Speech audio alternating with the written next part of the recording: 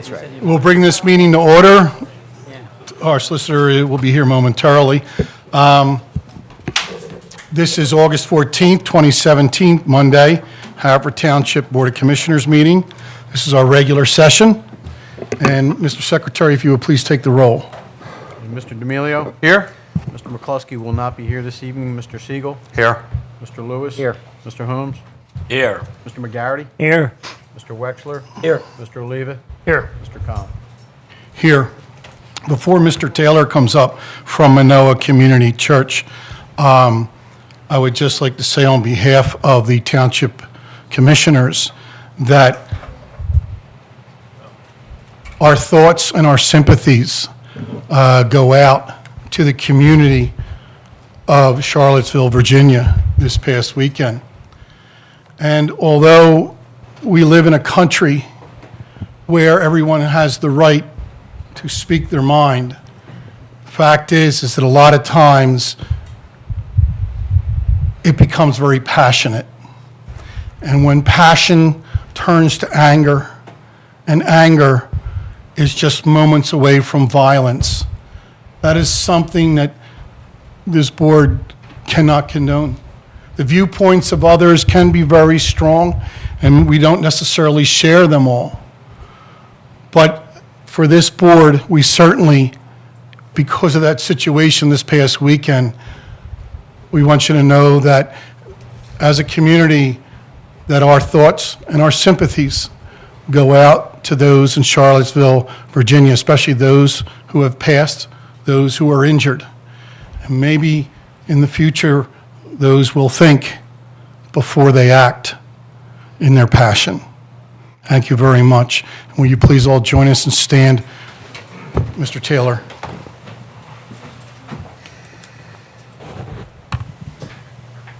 Good evening.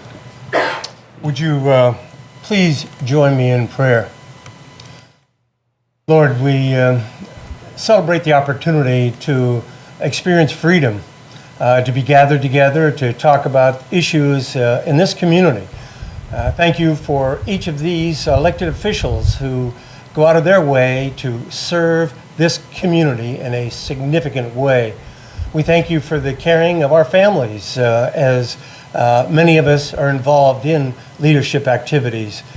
We just ask your special blessings throughout this meeting and throughout interactions in this community, that we might be able to join hands, so to speak, in caring for each other in a significant way.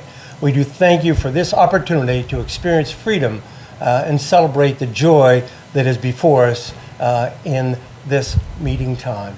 Thank you for your presence, and it's in your name that I pray. Amen. Amen. Amen. I pledge allegiance to the flag of the United States of America and to the republic for which it stands, one nation, under God, indivisible, with liberty and justice for all.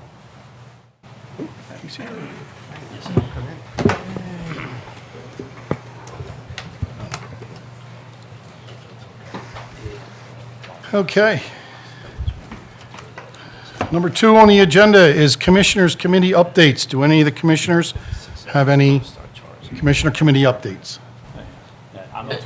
Mr. President, I just Holmes? want to let you know, a couple of Fridays ago, I did get a chance to meet with the Township Manager and our Finance Director to talk about future borrowings, and I hope to report back in September as to what our Finance Director projects our needs to be, and in terms of future borrowings for the rest of the construction projects that are going on. So our Township Manager and our Finance Director are working through those issues, and they're keeping me informed.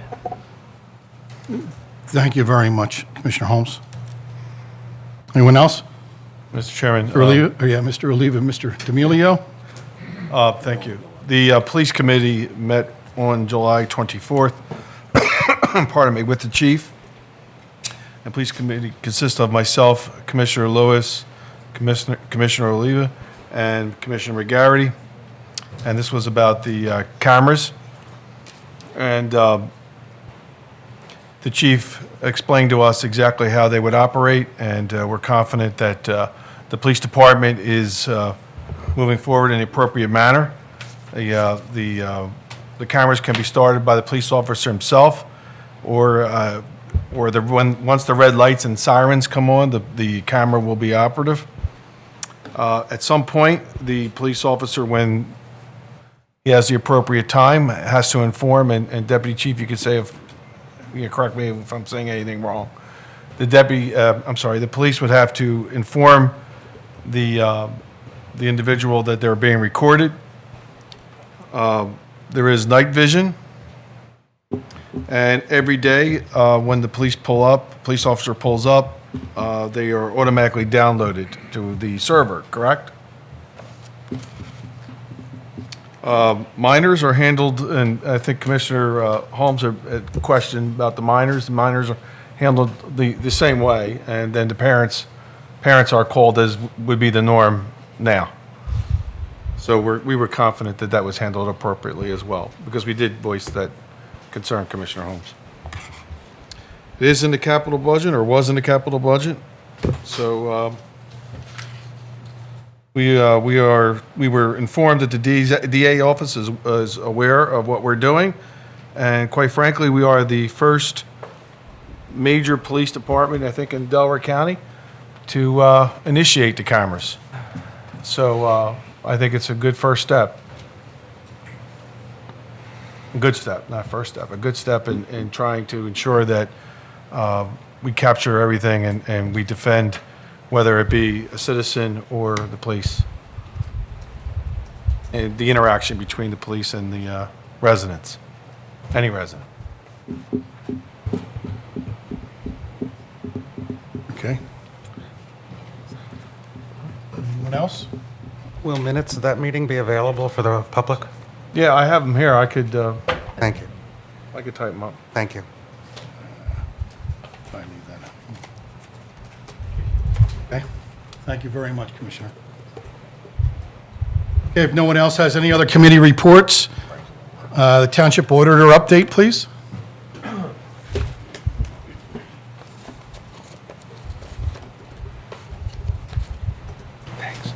Good evening. I reviewed the disbursement report for the period beginning July 11th, 2017 and ending August 14th, 2017. For the first time during my term as auditor, I had no questions and required no substantiation. So therefore, in my opinion, there were no irregularities for the period in question. Thank you. Thank you very much.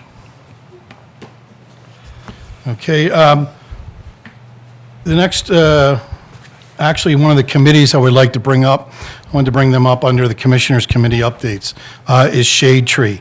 Mr. Schneck, if you want to come up and address the Board of Commissioners.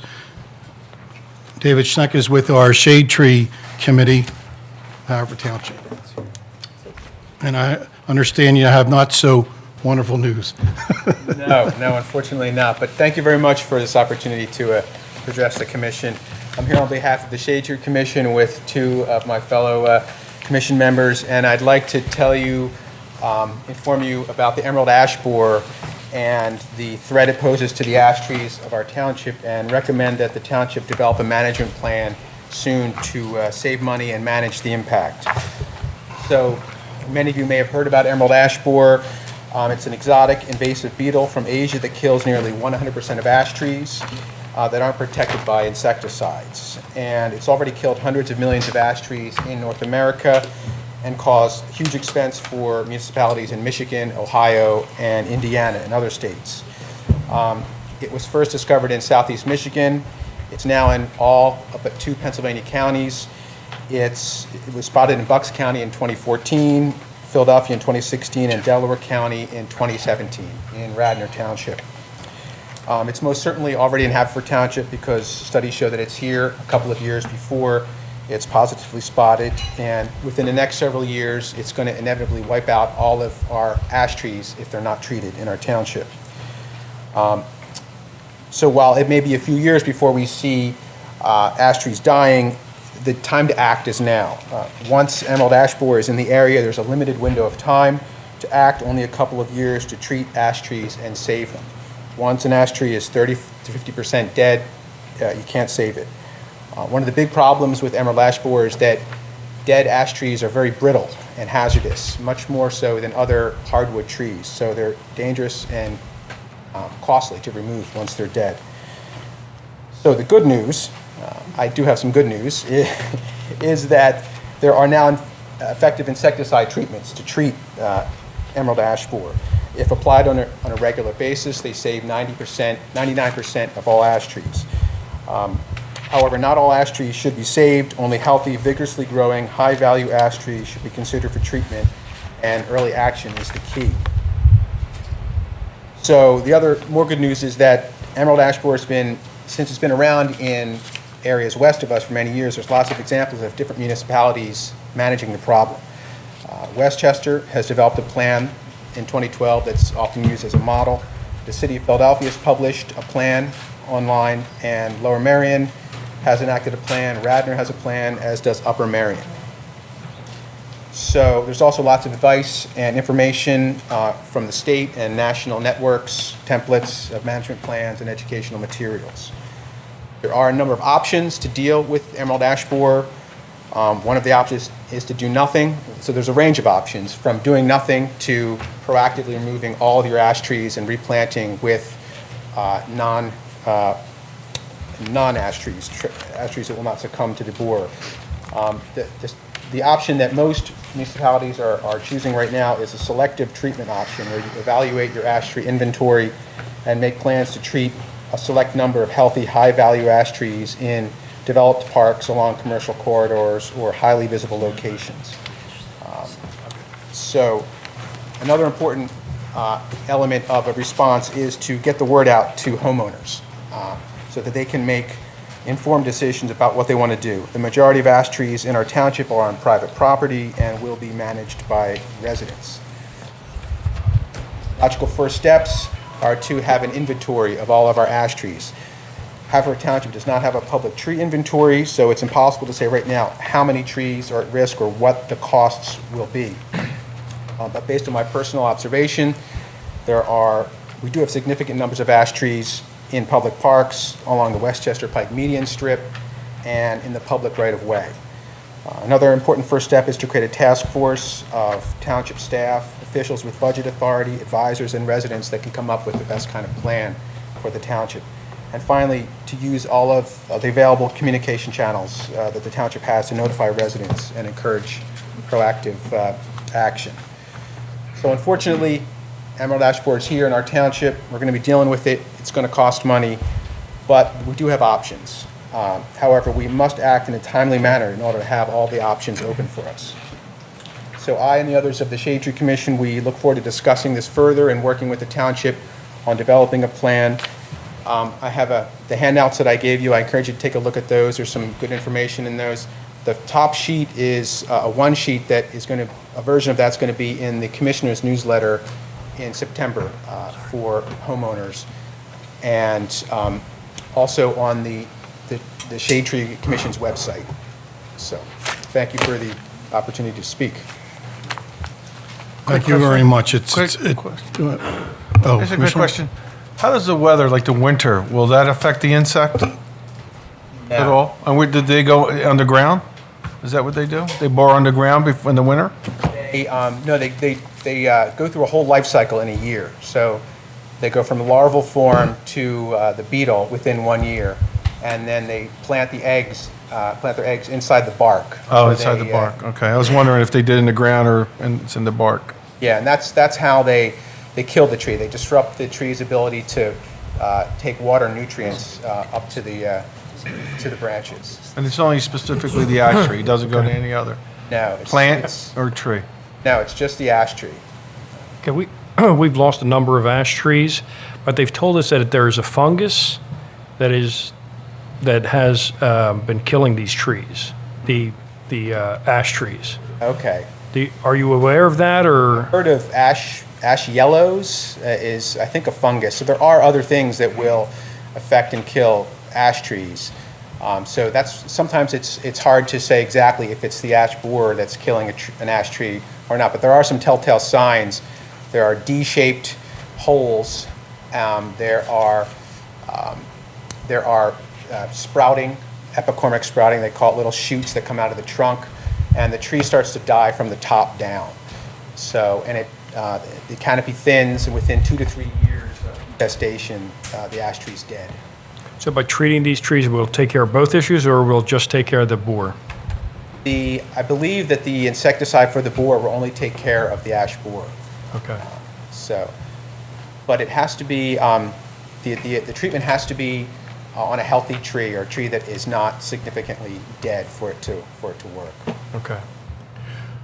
So if people want to access this information, they can go on the Haverford Township website and then link over to The Shade Tree website. Yeah, it's not up just yet, but I've emailed Kelly Kirk with the info, so it should be up within a few days. Now, if someone has, if they go through this and a homeowner identifies a tree on their property, they would reach out to Shade Tree? No, a certified arborist. So you want to contact an ISA certified arborist to evaluate the tree and to assess the best treatment options. There's a few different options, but it's not something that the homeowner can do themselves very easily. You need to talk to an arborist. If A homeowner has a question regarding any of this, and they just want to reach out to the Shade Tree. Can they do that at an email address, or can they Sure. come to the meeting? Yeah, the Shade yeah, Tree can meeting? come to, our monthly meetings on the fourth Monday of the month. We have a public meeting, and we can distribute information there and answer basic questions. And that meeting is held here. Yes, here. Okay, anything further? Because I know we have, Telltale sign is woodpecker. Okay. Yes, yes. well, you can come, Paul, you can come up if you need to. Okay. What, woodpecker damage? Is Yeah, that- woodpecker damage. They eat the larva of the borer, so that's another telltale sign. Yeah. Okay. I just spoke with an arborist from Bartlett Tree today. He's spotted some telltale signs in Bryn Mawr, Coopertown area that might be emerald ash borer. So there's a good chance it's here, and it's starting to show. So. Okay, thank you. So our Shade Tree Department is Public Works, and our parks, though, come under Recreation. So both those departments then we'll reach out to? Okay. David, thank you very much for your time. And thank you to the Shade Tree Commission for all their dedication that they give to the township to keep it beautiful with the trees that we have. Next on the agenda, we have Citizens Forum. This is 20 minutes of registered speakers and then 20 minutes for agenda items. This evening, we have 6 registered speakers, and we'll start out, when you come up to the podium, please give your name and your address and start in for your 3 minutes, please. First on the list here, we have Mr. Gene Dolan for Dogs in the Parks. Mr. Dolan, good evening. Good evening, sir. Good evening, everyone. Good evening, Jane. My name is Gene Dolan, and I live in the 300 block of South Manoa Road. Growing up as a child in Haverford Township, I enjoyed recreation in our parks. As a resident and parent, I now enjoy our parks with my children. These parks are a safe place to play organized sports and enjoy the outdoors. But now, some are considering allowing dogs within these parks. This is not a good idea. Whereas most dog owners are responsible and law-abiding, there is an unnecessary risk created by allowing dogs within the park. I am not even referring to licensing, enforcement, dog bites, or dog waste. That's an entirely different dilemma. I'm concerned about people who suffer allergic reactions when coming into contact with dogs. About 15% of the population are allergic to household pets, including dogs. If dogs are permitted into these parks, persons with pet allergies will be susceptible to suffering a medical emergency while they're trying to enjoy the park. There is consideration for allowing dogs only within the perimeter of the park. There are several issues with this. Each park is different. there is no clear definition of the perimeter. Currently, dogs may be on the sidewalk, which already surround many of the parks. This is not a problem. Most importantly, the perimeter is where players and viewers sit during baseball and football games. Persons with pet allergies will come into contact with dogs in the perimeter. There is a stipulation that dogs must remain on a leash at all times, but this does not prevent dogs from coming into contact with sports equipment, park equipment, or other persons and their things. In these contacts, their fur, saliva, and dander are transferred, and those with allergies will be affected when coming into contact with those things. Even though some pet allergies cause only minor irritation, there are some within our community, like my son, who, when they come into contact with a canine, suffer an allergic reaction so serious that immediate first aid and hospitalization is required. Children with allergies deserve a place to play sports and play with their friends, and this place is currently our township parks. If we allow dogs in the park, we will no longer have a safe place to play for them. Currently, there is a township ordinance in place prohibiting dogs within the parks. This law is seldom enforced, but as a parent of a child with an allergy, I have on several occasions tactfully approached another person and respectfully asked them to remove the dog, explaining my son's allergy and citing the township ordinance currently in place.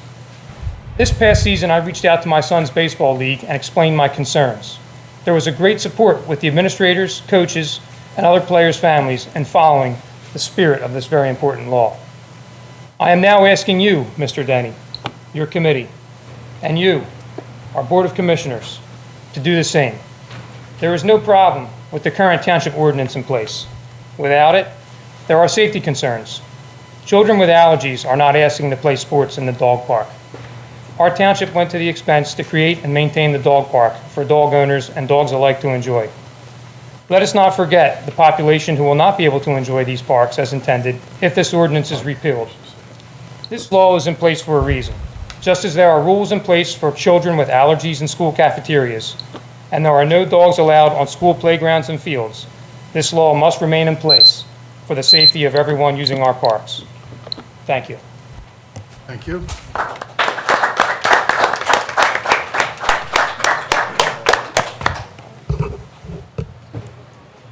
Thank you, Mr. Dolan. Next on the list, we have Louis DeVecchis, and it's what's going on with the Township Building and ideas for Human Relations Commission. Mr. DeVecchis, welcome.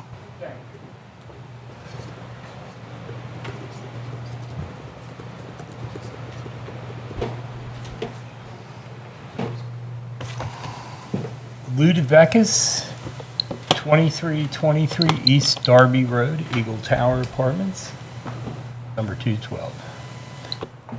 I used to be a resident of the 6th Ward for 54 years, I think it comes down to be, but now I've moved into Mr. McCluskey's ward. I still have yet to meet him. I came to the board in 2011 about proposing an anti-discrimination law that would protect all citizens of all genders, sexual identities, race, creed, color. Mainly, the law was built around we don't have any tolerance for hate in this township. I would ask the board tonight, off the cuff, if you could kindly send a letter in support to the city of Charlottesville that we stand with them as the commissioners as whole, as a town as whole. Also, if the police department, through the Fraternal Order of Police, could send their condolences for the officers. My first question was, has there been any proposals for the historic township building next to us here? I don't know of any, so I'm coming with my proposal. If there is a proposal, I'd like to hear it. Okay. My proposal is that the building be preserved. The building is in the Delco Historical Resources Guide as historic.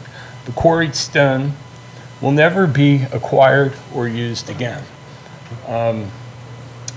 It is a historic property, and we need to have our history board involved in the decision-making of what happens with these two buildings.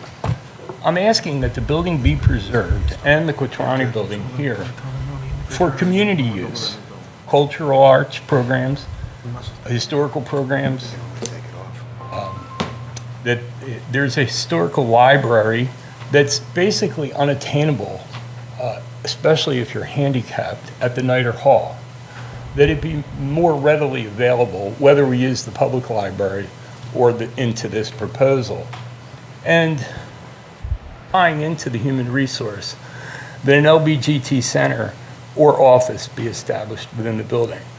The Q building here to be used for civic groups, for meetings, and touring exhibits and functions, for arts, culture, programs that we only do within our school here.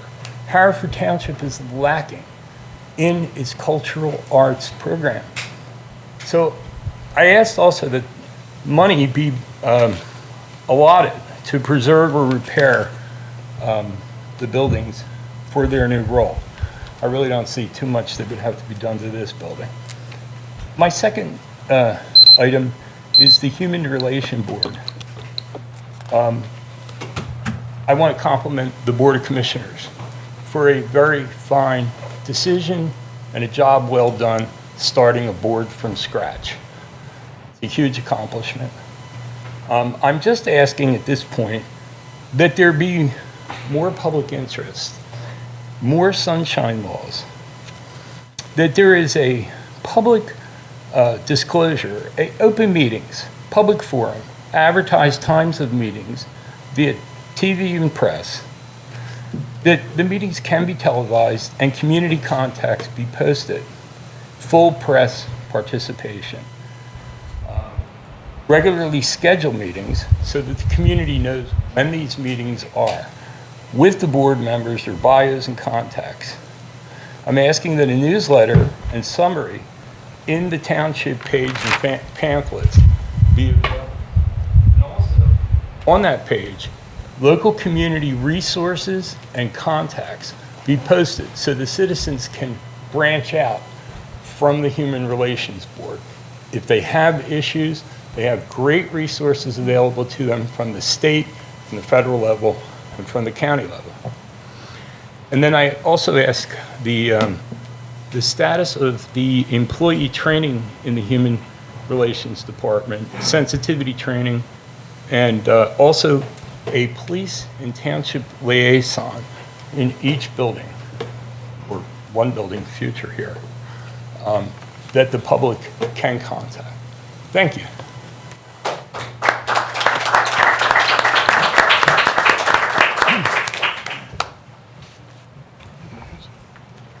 Thank you very much, Mr. DeVecchis. Next on the list, item, let's see, number 3 is Michelle Alvarez, Dogs in the Park, Gatherings, and the Skate Park. Evening. Michelle Alvarez, 134 Hastings Avenue, Havertown, representing not only myself, but I'm the Vice Chairman of the Parks Board. Couple of quick things. I strongly urge you to approve the expenditures for our skateboard park. We have moved this in result of the township building being built, the new one, and we have found a wonderful home for it that, to my knowledge, to our board's knowledge, has not had no complaints, and it's very heavily used, and it's got a great location down at Mary Place, and I encourage you all to go ahead and let us move forward with developing some of the permanent structures that make a skateboard park a skateboard park.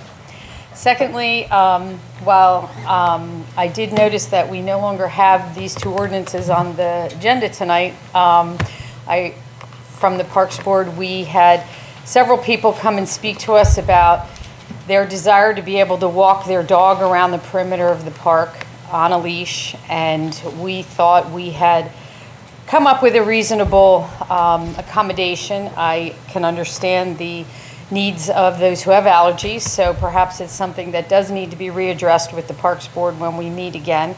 But I also would like to encourage you to move forward with the changing of the ordinance for the number of people that need to obtain a permit to use our parks. The reason we have this is because we often have conflicts with organized activities that have obtained a permit and other people show up with a pickup game, which is a great thing. I have nothing against pickup games, but then there becomes a altercation over who gets the right to the park. We were here first, that sort of thing. So in order to have a pickup game, you need a certain number of people, 15 or greater. So therefore, we've recommended that we change the ordinance that people wanting to have activities in the park of anything 15 or greater obtain a permit. Permits are free. It's just a matter of knowing who's got the facility at which point in time. So I encourage you to move forward with that, although I don't see that on the agenda tonight. And one last thing that's not an agenda item, if I might say. I've brought this up a couple times over the last 10 years. I was on the Trash and Recycling Committee years ago. I would strongly encourage this township to look at how Lower Merion charges for their trash collection. I've said this over and over. We have a very large senior citizen population in Haverford Township who live on fixed incomes. Lower Merion charges by the barrel. And therefore, a senior citizen per individual or couple who would possibly not even fill one barrel for 1 week's collection, and they only have 1 day a week over there, doesn't pay the same amount as a larger family that would fill 2 and 3 barrels. And I just think of our senior citizens being able to stay in this great township, and between the taxes and the costs for trash collection, it's starting to become cost prohibitive for them. So I just encourage you to look into that as a future way of changing the fee structure for trash. Thank you.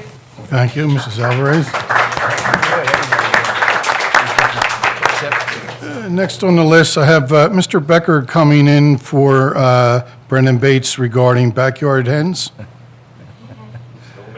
Still have 10. Evening, ladies and gentlemen. My name is John Becker. I live at 125 Brookline Boulevard. I'm here to represent Brandon Bates and all the neighbors who live in the right around Brandon. So we viewed the 8-7 commissioners' work session, and it seemed to be the main concerns that come up with are health and rodent infestation. And with regard to the health concerns, anything I've found, the answer lies in basic hygiene, just with washing of the hands after feeding the chickens or being in the coop. So it didn't seem to be that big of a deal. And maintaining a clean coop, which Brandon is very meticulous about, so I don't think there's any worries there. With regard to the rodents, none of us as neighbors have noticed any increase in any rodents, and I live a few doors down from them. The immediate neighbors on either side of them have no issues with any more rodents, so we don't see that as being a problem. And a few hundred chickens allowed into the township, I don't see causing that big of a deal. Let's see, where are we? And prior to getting the chickens, Brandon, he thoroughly researched the chickens and the coop and how to build it, and his coop meets all the standards covered by the health director that was here last week, such as the raised coop. He has the heavy-duty chicken wire that goes 2 feet into the ground. Feed is kept in a metal trash can, and the coop is cleaned and maintained on a daily basis. Brandon has the support of all of his direct neighbors, many of whom readily assist in the care of the chickens. I've been chosen to represent the neighbors. All the neighbors have signed the petition and considered them a great addition to the neighborhood. And to my knowledge, there's not been a single complaint about the chickens being in the neighborhood.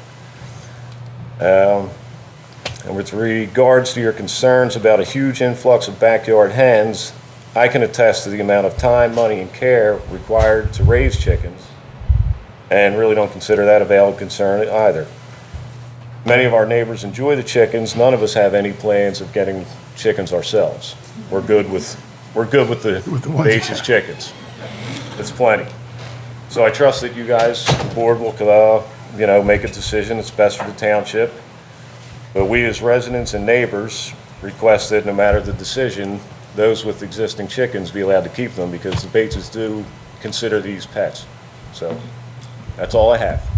Thank you very much, Mr. Becker. Anything else? When you're done the citizens forum, they'll answer your questions. Okay. Oh, well, I got a On a side note, I have to pick my son up at football practice, so I am gonna, Yeah. I hate to eat and run, but I gotta go. Thank you for your time. Have a good evening.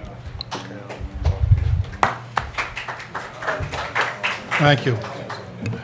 Next on the list here, we have Kelly Brennan from the Historical Society. John, you did a good job, John.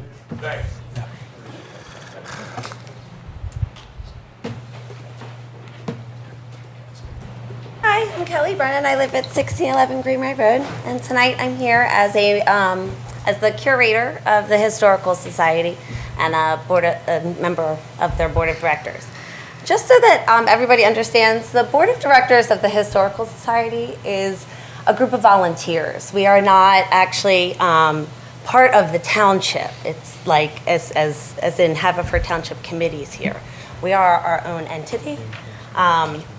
And our library is accessible to members. We are working on our issues with safety and accessibility, but at the same time maintaining its historicness. Like, we have to worry about maintaining that. So there is issues with safety, and I understand what you're saying, but we also have to, and the collections itself are the historical societies. So whether the township wants to lend us a building, that would be great, but it's really the historical societies. Hello, gentlemen. The Haverford Township Board of Commissioners and the Haverford Township Historical Society have an important opportunity to work together to preserve two buildings on the National Historic Register and one that is eligible. These buildings, Snyder Hall, the Federal School, and Lawrence Cabin, are owned by everyone in the township and are administered by the Historical Society. Nearly 1,000 students and teachers utilize these sites as part of our curricular colonial living program. Thousands more visit during the Heritage Festival, Oktoberfest, the Holiday House Tour, and open houses throughout the year. The headquarters of the Historical Society, Snyder Hall, is the repository of its collections and, most importantly, the Haverford Township Museum. Over time, these historic buildings have developed costly needs. It is critical that we work together to maintain safety, preserve the buildings themselves, and move forward with historic restorations. A grant-funded conservation assessment survey was conducted for the Haverford Township Historical Society in 2013. The survey prioritized much-needed work of our township-owned buildings. Snyder Hall, in particular, has many issues that need to be addressed urgently. A subsequent grant in 2014 funded historic architect Dan Campbell's report for Snyder Hall's preservation plan and design. As some of you know, Dan Campbell's report articulates and prioritizes the specific needs of Snyder Hall. Recently, the Haverford Township Historical Society President Irene Coffey has begun to discuss with Larry Holmes, Chair of the Finance Committee, a 5-year budget request for the historic restoration and renovations of Snyder Hall. In addition to the costs of Snyder Hall, there are also significant issues to be addressed concerning the Federal School and Lawrence Cabin. The Historical Society realizes the township is committed to all aspects of our community. However, the time has come to address crucial needs of our township's oldest assets. The Board of Directors of the Historical Society has been working tirelessly to ensure that future generations will benefit from the preservations of our beloved buildings. Your involvement is greatly appreciated. Thank you for your time. Thank you.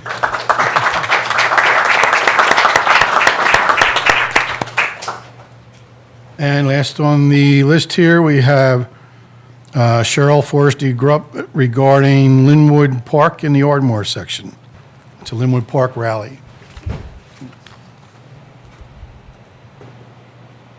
Hello, my name's Cheryl Forresty Grupp, and I live at 107 Landaff Road. Yesterday at Linwood Park, there was a gathering of close to 400 to 500 people who are rallying to have a speak-in about why we don't represent hate or bigotry or anti-Semitism or Nazi ideals. And it was a very powerful time for everyone to come together and say, we do not support this.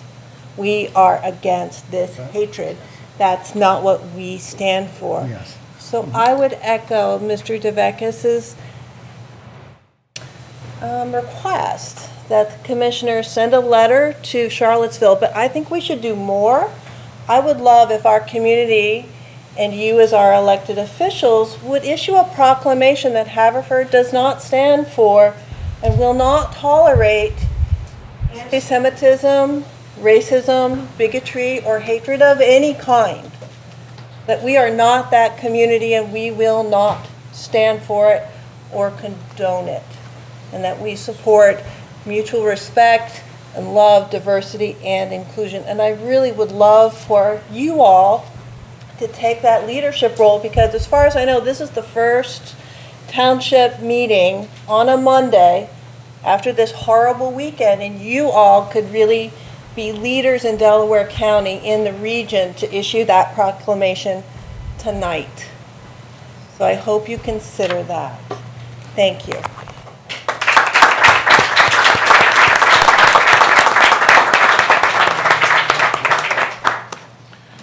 Next, we will have a citizens forum. These are for individuals who would like to come up and speak about agenda items, what we have on the agenda, okay? Remember, name, address, and 3 minutes, please. We ask that you limit it to 3 minutes. On this side of the room,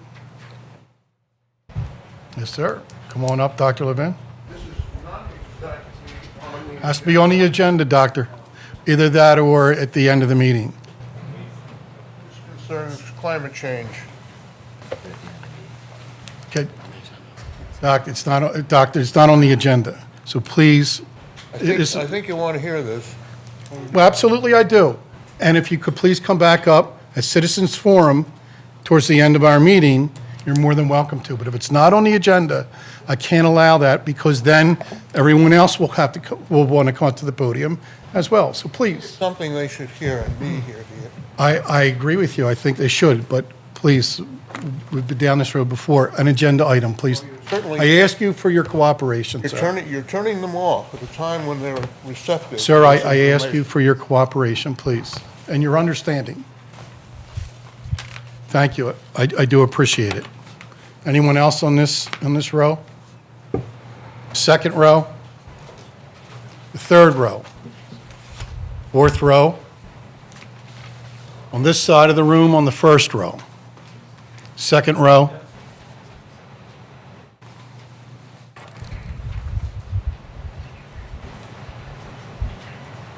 Ross Anderson, 220 Haverford Road. I just want to say that I'm strongly in favor of the money for the skate park.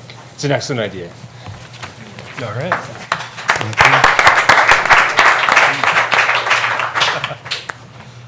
Next row? Third row? 1, 2, 3. You. I'm looking right at you. Would you like to come up and speak on an agenda item? Mike, you want to come up? Yeah, come on up. Yeah. Now's the time. Can't get them down, can't get them up. Thank you, I'm sorry. Michael Armine, 25 Upland Road, Haverford Town, PA, 19083. Do I have 3 minutes? Yep. All right, here we go.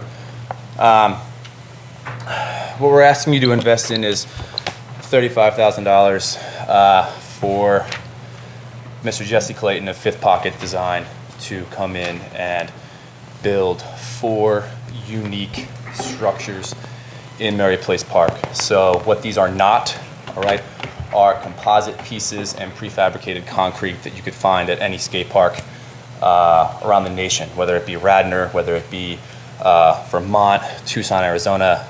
What we're asking Mr. Clayton to do is come in and build 4 structures that are irregular objects, all right? And we are asking him to build these because they are more attractive and they will get more use.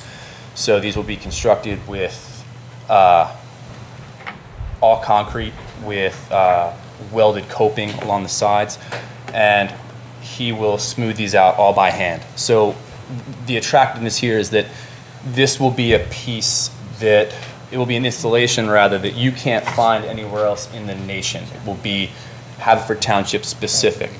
I liken this to Love Park, which the city of Philadelphia broke my heart by tearing it down this year. And when you look at the mass migration of skateboarders, they did not go to FDR Park, they did not go to 8th and Poplar, and they did not go down to Paynes Park. They went right across the street to the Municipal Service Building, where where we're skating on the domino pieces and the chess pieces. Why?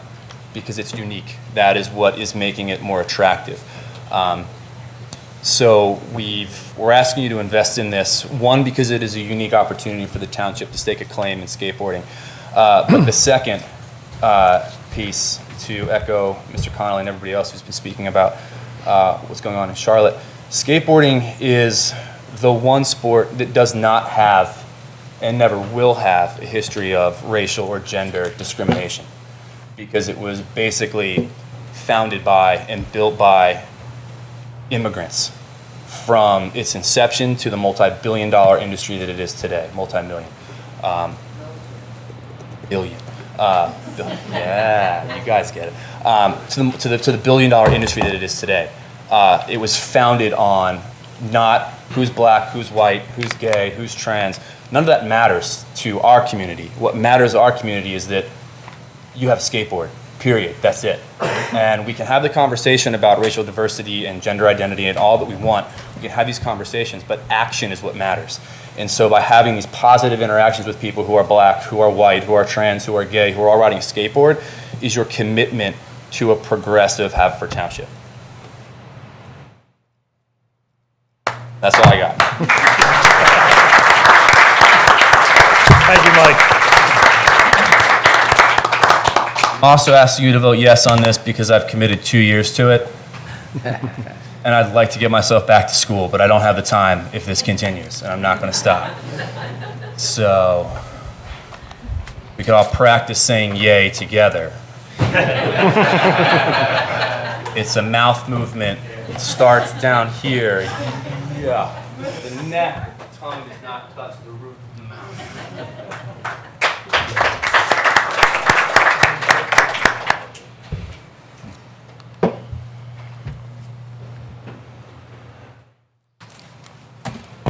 Thank you very much. Anyone else on that side?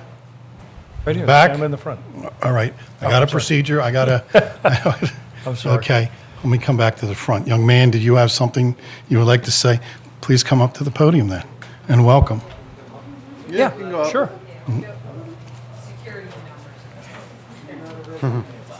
That's in my address. You can go up. You can speak. You represent, yeah, whoever's You don't have to be representing. a resident. My name is Aiden Banaz, and I live at 34 Chelton Road. And I just want to say I'm in support of the skate park fully because I go there all the time, and it's really useful. And I think it's a great thing to do, like to get exercise. And yeah, it's a good thing to do. Thank you. My name's Christopher Davis. I'm at 212 East Manoa Road. And we were just wanting to say that we'd be very thankful if we could have a skate park and we'd have a place to go. And it would give us something to do. That is a good supportive thing that keeps us athletic and active. We also wanted to say we are just wanting to keep the skate park where it's at managed transitions because we know some of the things that have been constructed in other skate parks have been somewhat steep at some of the buildings. And we just wanted to have a say in what was being done and built with it. Giving us a voice over it too as well. Thank you. My name is Rodney Watkins. I'm not a resident of Havertown. I'm from Philadelphia, and I had a lot to do with the parks in Philadelphia and the building of the parks. We're familiar with Jesse Clayton and his work. I'm their instructor, actually. I'm a skateboard instructor, and they just wanted to come down and voice their opinion. Thank you very much. Come on, don't be shy. Well, I'm Val Puglisi. I live on Washington Ave, and I think having the park redone would be a great idea. Just get it out there and kind of inspire other kids to go out because skateboarding is for everyone.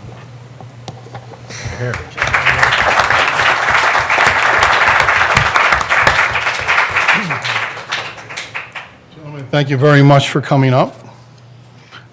And that will conclude our citizens forum.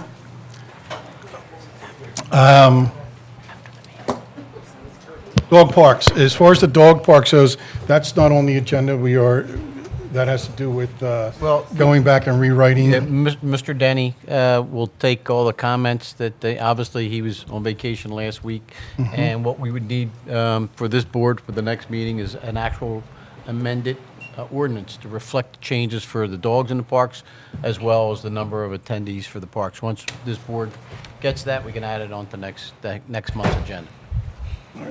Mr. Denny, would you like to say anything?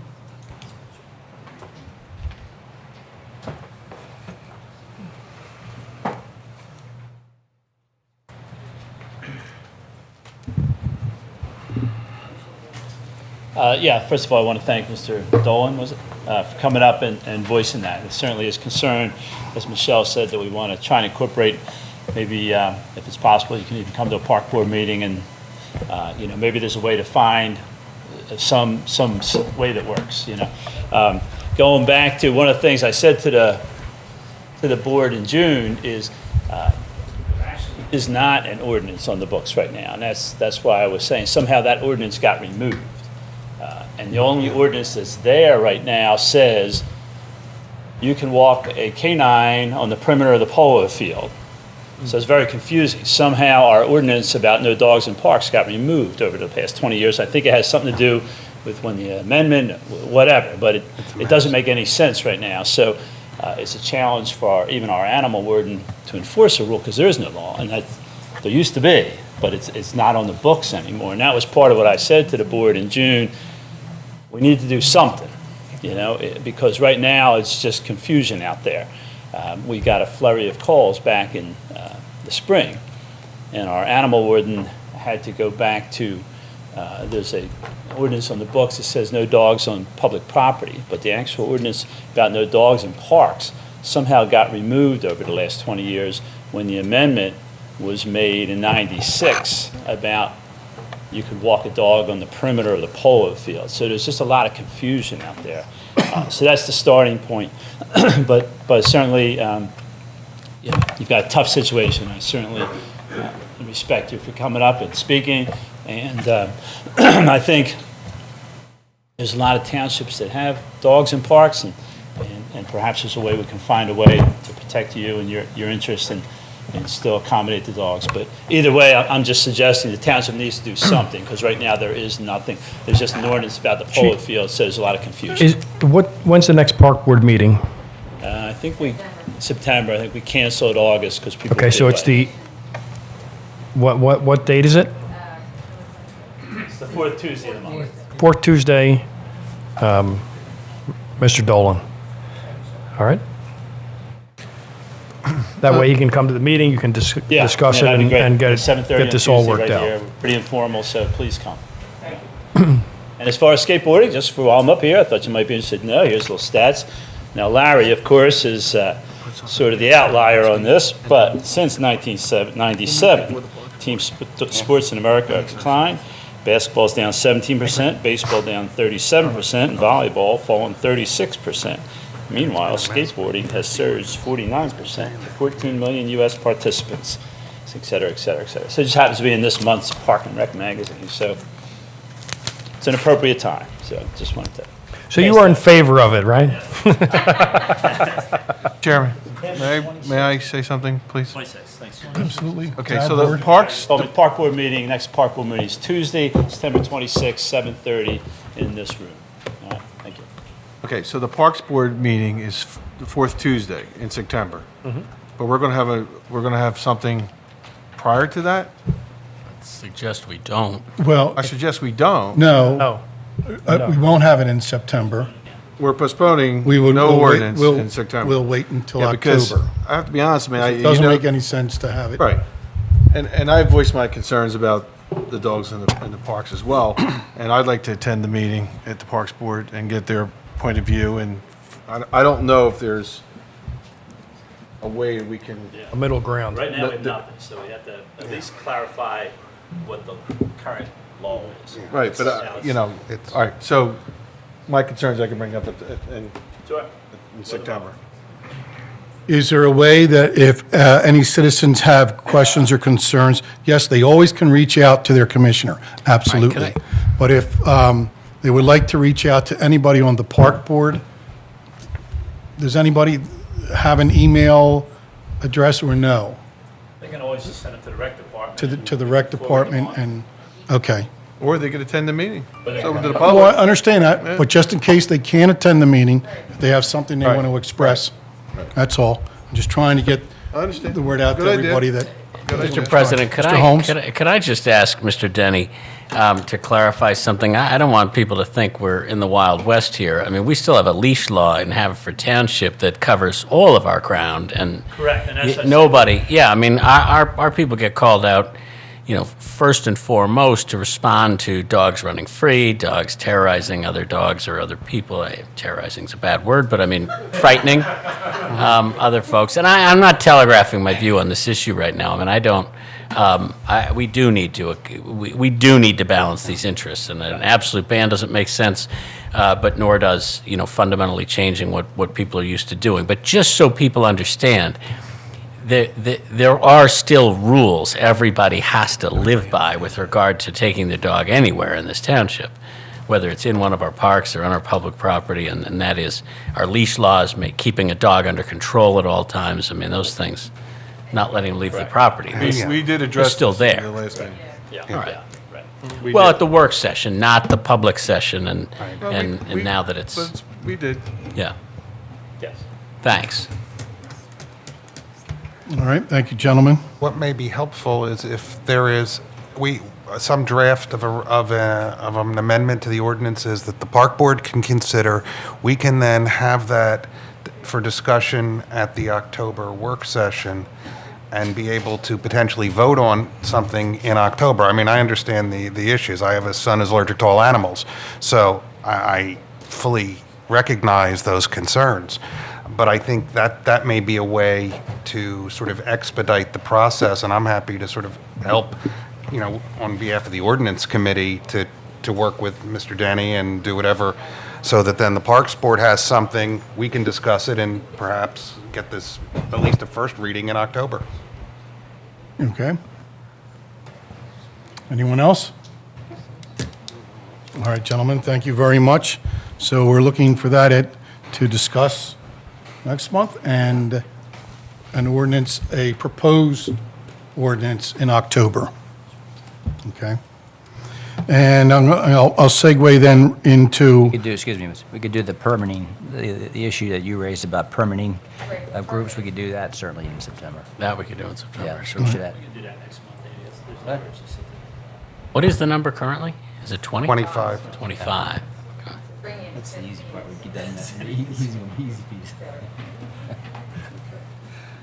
so noted. And then I'll segue into the backyard hens, where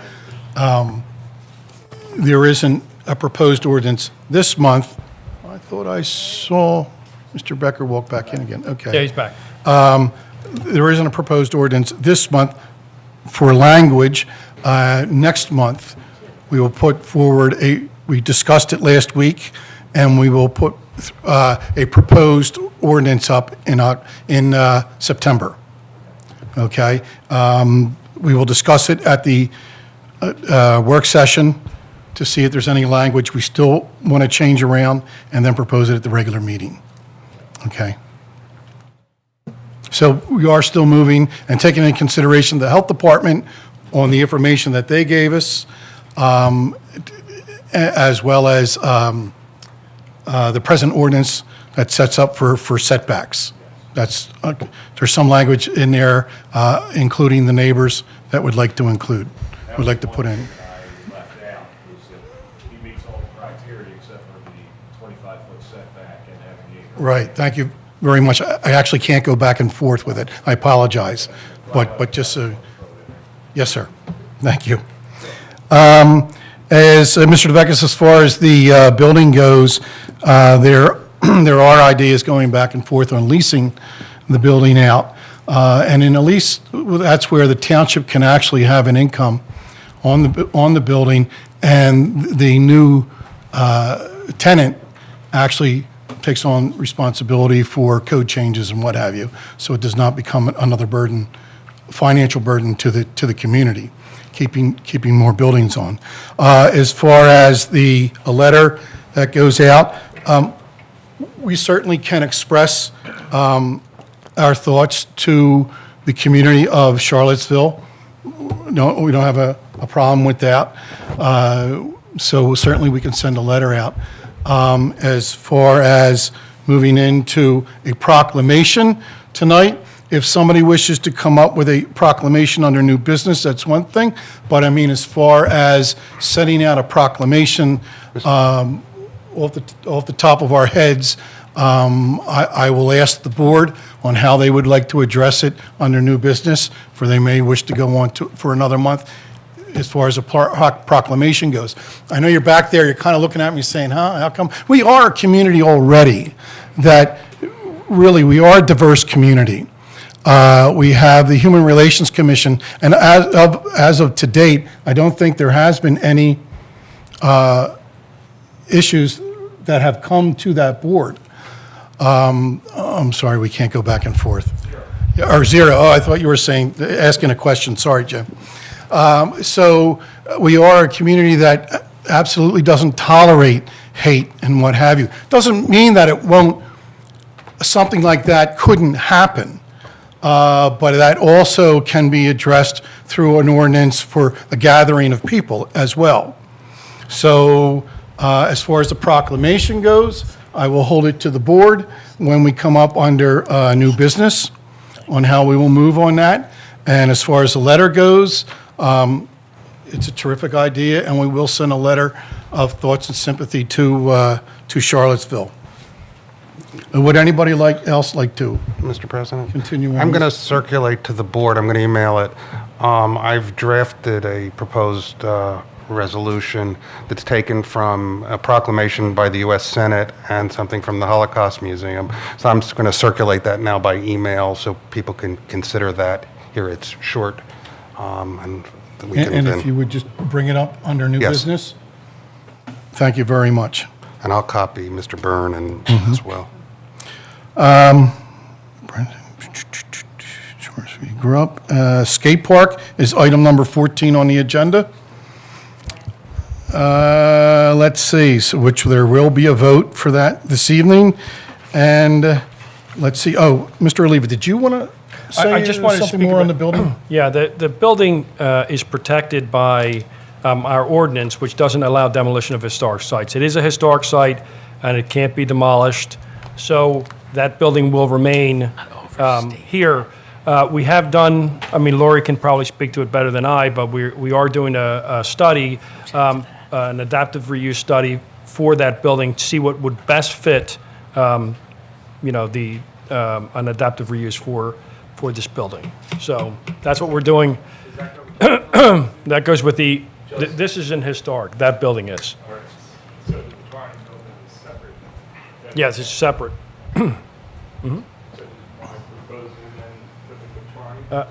Well, we actually can't go back and forth, We but can talk about that after the meeting if you like. but I don't know I don't necessarily mean to if be difficult. there I is. don't believe that we are governed by, I don't believe the township, which owns that asset, is governed by that ordinance and restricted in any way of what we want to do with. I mean, I just don't want us to suggest to the town right now, to Haverford, that we are prohibited from demolishing that building. I don't believe that's so. Well, Laura, could you speak to that? I believe that, well, just to say that building is a historic building and it is part of our historic resource survey. So I'm not sure if we are or not. The township itself is required to follow that. What I am saying is that it is part of the historic resource survey. Okay, and I appreciate your saying that. I just, the next thing you said was, we therefore can't demolish it, and that's, I mean, that's not so. There's a variety of things that we can do. There's a variety of things that Well, people that privately own these things can do. So Right, I just don't want any us property that's on to the historic resource. mischaracterize. Right, any property that's on the historic resource survey, this board can vote to waive that on any historic property inside the township.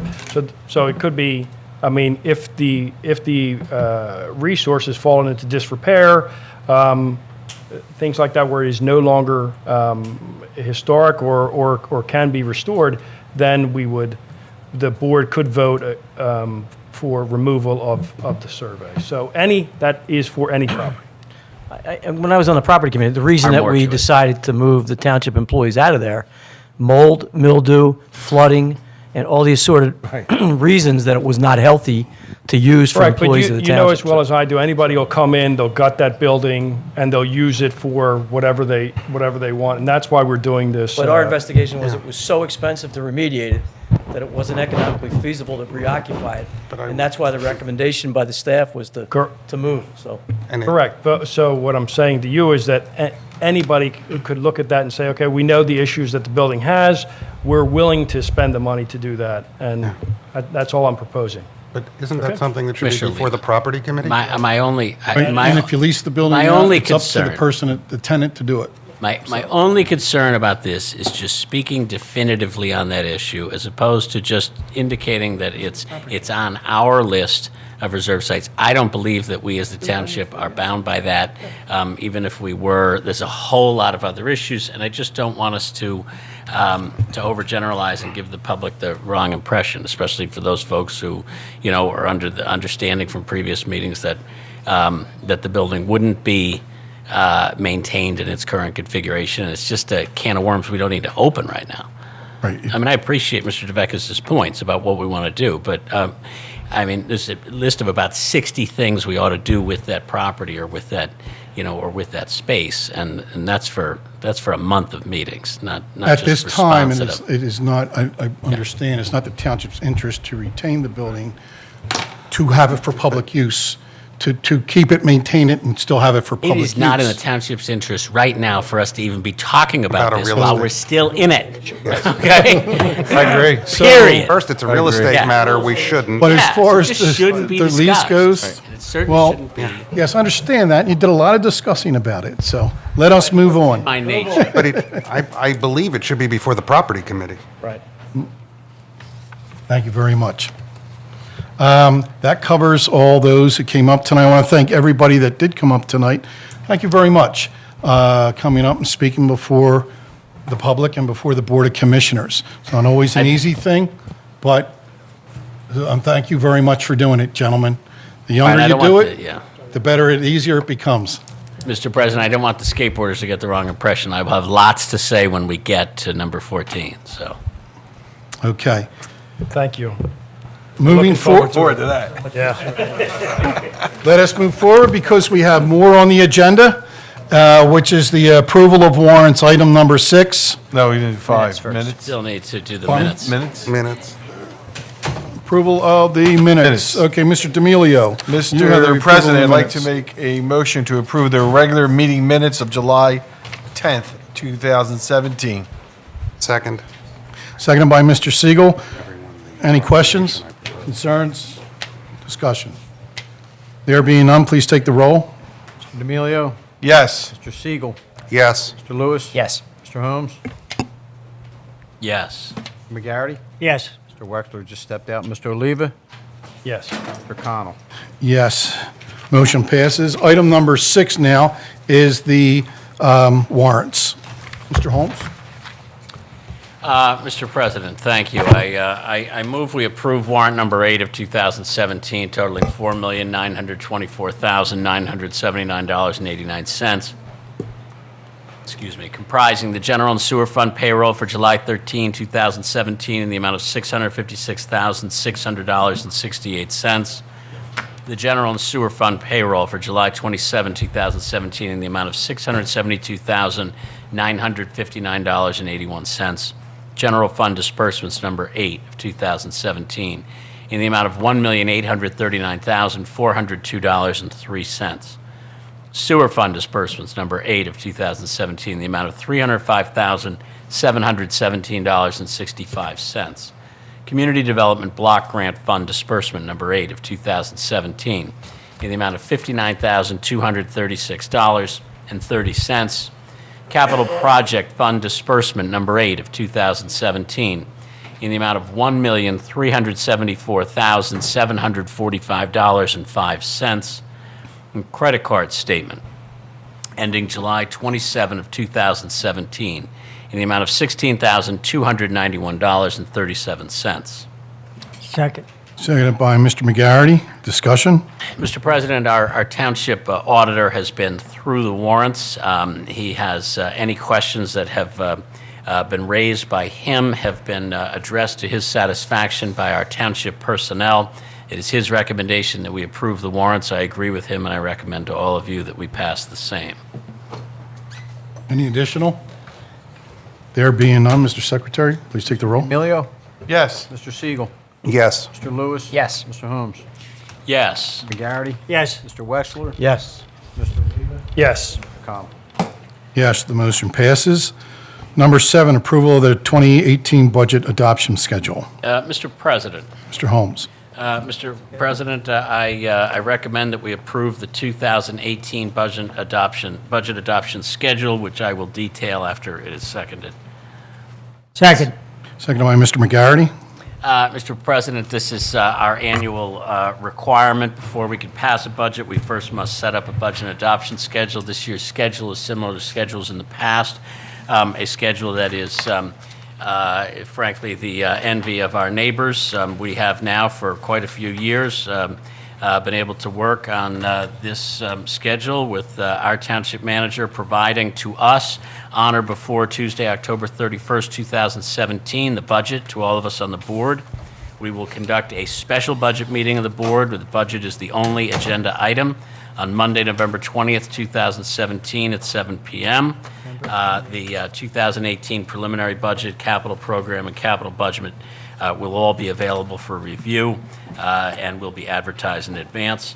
And then finally, we have a second and final presentation adoption of our 2018 budget, which will be held at our regularly scheduled public meeting, our action meeting, not our work meeting, on Monday, December 11, 2017 at 7 p.m. Thank you, Mr. Holmes. Any additional? There being none, please take the roll. Mr. D'Amelio? Yes. Mr. Siegel? Yes. Mr. Lewis? Yes. Mr. Holmes? Yes. McGarity? Yes. Mr. Wexler? Yes. Mr. Oliva? Yes. And Mr. Connell? Yes, motion carries. Item number 8 is an ordinance P11, 2017 on traffic. This is a second reading. This is in wards 2, 3, and 6. Mr. President? Mr. Holmes. I move we adopt the second reading of ordinance P11, 2017, authorizing traffic restrictions on the following highways. There are a number of them. First, establishing special purpose parking zones in front of 733 Hathaway Lane in Ardmore, Pennsylvania, and 2634 Chestnut Avenue in Ardmore. Also, to rescind per section 1793, Schedule 18, parking prohibited during certain hours on Lanark Avenue, 8 p.m. to 6 a.m. between signs at Mercer Avenue in front of 33 Fulmer Avenue. Also, an amendment to read, an amendment to section 175-91, Schedule 16, parking of vehicles prohibited at all times on Lanark Avenue, which currently restricts parking on the west side from Fulmer Avenue to Mercer Avenue. The amendment would restrict parking on the west side from Rodman Avenue to West Mercer Avenue. Second? Seconded by Mr. Oliva. These are all second readings, Mr. President, have already been evaluated and considered by all of this board, and in particular the commissioners in whose wards these traffic ordinances are being placed, and I recommend that we approve them. Any questions? There being none, please take the roll. Mr. D'Amelio? Yes. Mr. Siegel? Yes. Mr. Lewis? Yes. Mr. Holmes? Yes. McGarity? Yes. Mr. Wexler? Yes. Mr. Oliva? Yes. And Mr. Connell? Carries ordinance number P12, 2017. That's item 9. It's the dedication of Brittany Lane. This is the first reading of Ward 4. Mr. President, motion to adopt the first reading of ordinance number P12-2017, accepting dedication of a certain street identified as Brittany Lane, Bryn Mawr, Pennsylvania, as public land. Second. Seconded by Mr. Wexler. Discussion? Questions? There being none, please take the roll. D'Amelio stepped out. Mr. Siegel? Yes. Mr. Lewis? Yes. Mr. Holmes? Yes. Mr. McGarity? Yes. Mr. Wexler? Yes. Mr. Oliva? Yes. And Mr. Connell? Yes, the motion carries. Item number 10 is a resolution, 2064-2017. This is the first of several resolutions. This is the process for applications on reorganization. Mr. President? Siegel. Motion to adopt resolution number 2064-2017, approving the process for applicants seeking appointment or reappointment or filling vacancies in during reorganization. And it's seconded by Mr. Wexler. Mr. President, Mr. Lewis. I have some, I apologize to my colleagues for not bringing this up at the work session, but I went through this in greater detail, and I have a couple suggested changes. Under 1B, in talking to Larry Gentili, our township manager, he actually interviews or recommends to the board who the township solicitor and the township engineer will be, and then our board in turn can accept that recommendation or go a different course. So I would suggest that we strike B and just make that, just put A, just drag A in that first sentence. So that would read, who desire to serve or continue to serve on township boards, committees, and commissions, and then strike or. That's the first suggested change. The second suggested change, Mr. Siegel defines or references required submissions, and just to be clear about what those required submissions are, I'm suggesting under 2D, and the same thing under 3 under appointments to vacancies and filled unexpired terms, that we define what that is. So actually, it's 3C. 3C, strike the word items and reference and substitute required submissions. So that sentence would read, all applicants, including incumbent members of boards, committees, or commissions, must include the following required submissions in order to be considered for appointment. So that would be the same change for 3C and 3 in the next page on page 2. Then finally, under 2C, I'm just suggesting that we define who the applications actually go to, and I suggest we change that to read, the deadline for submitting applications to the township manager or person designated by the township manager, and the same change under 2C on the second page. So I'm recommending those three changes to this resolution. And Does anybody have any questions on those? Mr. Siegel? Went through them. Yeah, I would accept those. We've discussed this before the meeting, and I have no problem there. Yeah, the only thing is, with all those, there's significant changes. Can we table it and then look at it again in September? They're not really significant, I don't think, Steve, other than striking something that we've had a longstanding longstanding process where our township manager actually selects the township engineer and the township solicitor recommends. And the other ones are just kind of nitpicks, or they're just they're nothing substantive, I don't think. Yeah, but the public should have Okay, if you want to. We could look at it again in September. Yes. You want to? Sure. I move the table. Second? Okay, there's a motion to table by Mr. D'Amelio, and it's second by Mr. Oliva. Before I vote, I appreciate all the work you guys did on that. The reason for this motion is to actually to redo the text and move it on to the following month. Right.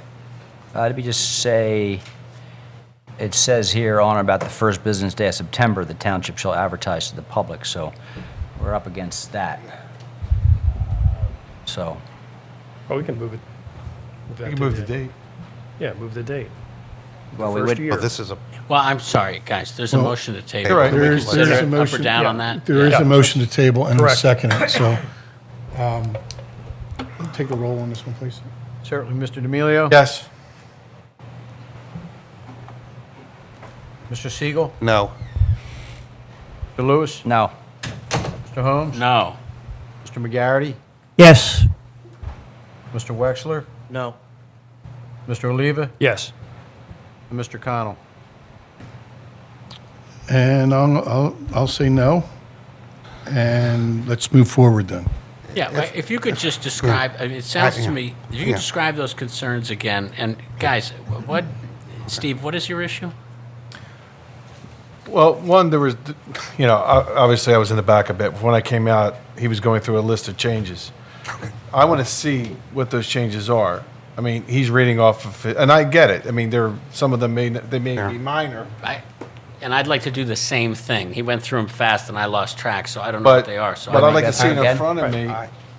Okay, so then, And Mario's point, I don't want to speak for Mario, but the public should be Yeah, we have an always, opportunity. we always go out of our way to make sure that the public is informed about all of the things that we do, and then we go and then we do some of this stuff shooting from the hip. So Did we I'm just, talk about this last week? Yes. We At talked length. about it. I'm just making, Mike? Yeah. If I may, I think I can explain. The amendments by Commissioner Lewis, 1B is appointments for solicitor, engineer, et cetera. Those appointments are made at the recommendation of the township manager, and we never have interviewed candidates for those positions in the same process. So it would be removing those candidates from the process here. We'd still advertise. I got to challenge you on that. We don't get a recommendation from the township manager about our solicitor. No, on the, Yeah, we do. No, we don't. I remember us interviewing that's Larry. 5 sets of. You're right, we did. We interviewed. I remember interviewing. I could tell the people, but 4 of them didn't get it. I mean, that's not, and he doesn't represent the township manager or the township. He represents this board. We interviewed. It's our appointment. We interviewed. Yep. my understanding was that Larry would make a recommendation. to Larry us. makes the recommendation to township engineer, no question. He makes the And then- recommendation and the on a number of solicitor. other things, but No. not our solicitor. No, No he way. doesn't. Okay. No He doesn't. way is that the township manager. We don't vote up, down We on have the township interviewed- manager's yep. recommendation on the solicitor. We never have. That he's right about. that He is true, right Larry? about that. I believe I did. No. You believe you did I make will recommendation? scroll up every single meeting. Somebody here, because I know I did it one year, In fact, I can tell you nominated one Jim that Byrne to be the solicitor. Right, we interviewed. Well, that's him. after his Now, recommendation. No, not Oh, true. no. When we take the recommendation of the township manager, one of us says, I move that we accept the recommendation of the township manager for township engineer Exactly. or for other So- positions that are the yes/no, Okay, then- approval of the Then why township don't we manager. just There's no pull it? reason Right. why we can't change it tonight. Right. I'm not in favor of Right. table. Well, I think Then- if- may I- the may I- solicitor and the engineer work for the Board of Commissioners. They are for the Board of Commissioners, as does, No, the solicitor not not. true. No. The engineer works for the township. The solicitor is our solicitor. is the Board of Commissioners. Right. Board of Okay. Commissioners. So the Two entirely recommendation different can be by the manager, then for the engineer, Yeah, but not manager. the solicitor. Exactly. If there's any way to look back, I think Can I hear give the from our solicitor? recommendation for Just- Jim Byrne. Jim, can I hear from you? How this is supposed to work? I have to check the charter and the township code, but I think that the position of solicitor is a board. Appointment, but- okay. but- I know it's an appointment, but is it at the recommendation of, I know we actually vote on it, clearly. I don't know whether it was ever, I don't know what happens. I know I always send a letter. Larry, have and- you ever and then I- recommended I that? always receive a letter from the Yeah. solicitor, and I Yeah. actually put that, if you see, when I put it part of the budget proposal, Yeah. I'll have the township engineer and the township solicitor as part of that proposal. That you're recommending? Okay, so in the past, you've done it that way. Maybe that's not the way it should be done, but that's the way it's been 12 done. years on this board, never in those 12 years has the township manager opined to us on the township solicitor. It has never happened I at this have public to meeting. agree. I agree. 12 We have years. interviewed It's solicitors. never happened. We have interviewed Well, solicitors. is there any way to check back? We have Is there done any it. way to We check have I back? have a interviewed meeting them. right now. We've got them all on YouTube. I mean, if I we- believe Rob Trumbull was on the board at the time this took place. So it was that year. That's what I'm We trying could to. cut the knot by making the Let's just solicitor appointment a strike, lifetime. let's just, Oh, that let's was- just strike. all our calls. All right, Jim. But are you saying that we couldn't take a vote without the recommendation? Mr. President? I mean, we certainly could. Okay. I certainly don't have any issues all if you about just want to timing. make it the Yeah. township Yeah, we engineer. we just make it the township engineer then. We'll just make it the township engineer then. If that's If the we case, then. change that and just leave it except for the township engineer. Yeah, exactly. Take that, just leave it as it is and just delete township engineer. Exactly. Then we still have the That makes sense. solicitor and the civil service solicitor. Okay. That makes That sense. would That Yeah, would I'm fine accomplish with it. that. Then Now, we're not is- really changing is anything other than the 14 one person who's not our appointment. Leave a copy of that. Okay, Only one here. I feel better about that, that we're not making a, I think that that's a substantive yeah, it's change. in the So agenda. if It's page you're 152. taking that out, then I'm okay with, 52, if you go to You're the okay? top. Okay. yeah, I'm fine with doing it the way. I just think that when you're doing things like adding stuff like the solicitor, which is a real important part of this township, the public needs to know about it. So that's just the way I feel. And oh, I see your mouth opening. No, I'm asking a totally different question. Oh, okay, all right. Is 14 days enough time for an appointment, for the notice of this? I mean, we could have a vacancy on August 1 and put out a notice. I mean, and by this, No. you got to know by August 14. No, no. No less than 14 days. It does not say 14 days. I purposely framed it that way Okay. to allow the flexibility of time, that if we were in a time crunch, it could be 14 days, but if we could allow 30, 60, Allow 30, it was okay. written that way on purpose. I guess my big question is, are we, I know that Commissioner Siegel has spent a lot of time on this, and I would hate for us not to follow these rules as they are. So I would, if this is what we're going to do, I hope that everybody realizes that we're going to follow these rules. Yeah, until we don't. See, that's what I'm talking about. Yeah, but there's an old George Carlin gag about, can God make a mountain so big that he can't lift it? There's no resolution we can pass that's so powerful that we can't break it. I mean, if we find that this resolution doesn't work after a year, it's too restrictive, we missed out on certain things, we as a board have a duty to fix it. Correct. And do something else. We can always change change a resolution the following year. I agree with you that we need, things need to be done, and I agree with that. But can we agree that we'll follow this outline moving forward? Because That's what we're doing by passing a resolution. Yeah. No, but I understand what he's saying. He's saying that we'll pass this resolution and then nobody will follow the resolution. We all have to live by then it. So we won't say, you can't okay, throw we'll a change resume it and first. pass the date. I agree. And say, oh, well, this guy was, whatever. The process. Well, if it changes, one of you guys needs to be a Just let me whistleblower. remind you, as a guy who's been on the wrong side of a whole bunch of 5-4 votes on this vote, okay? I love hearing you guys say this, okay?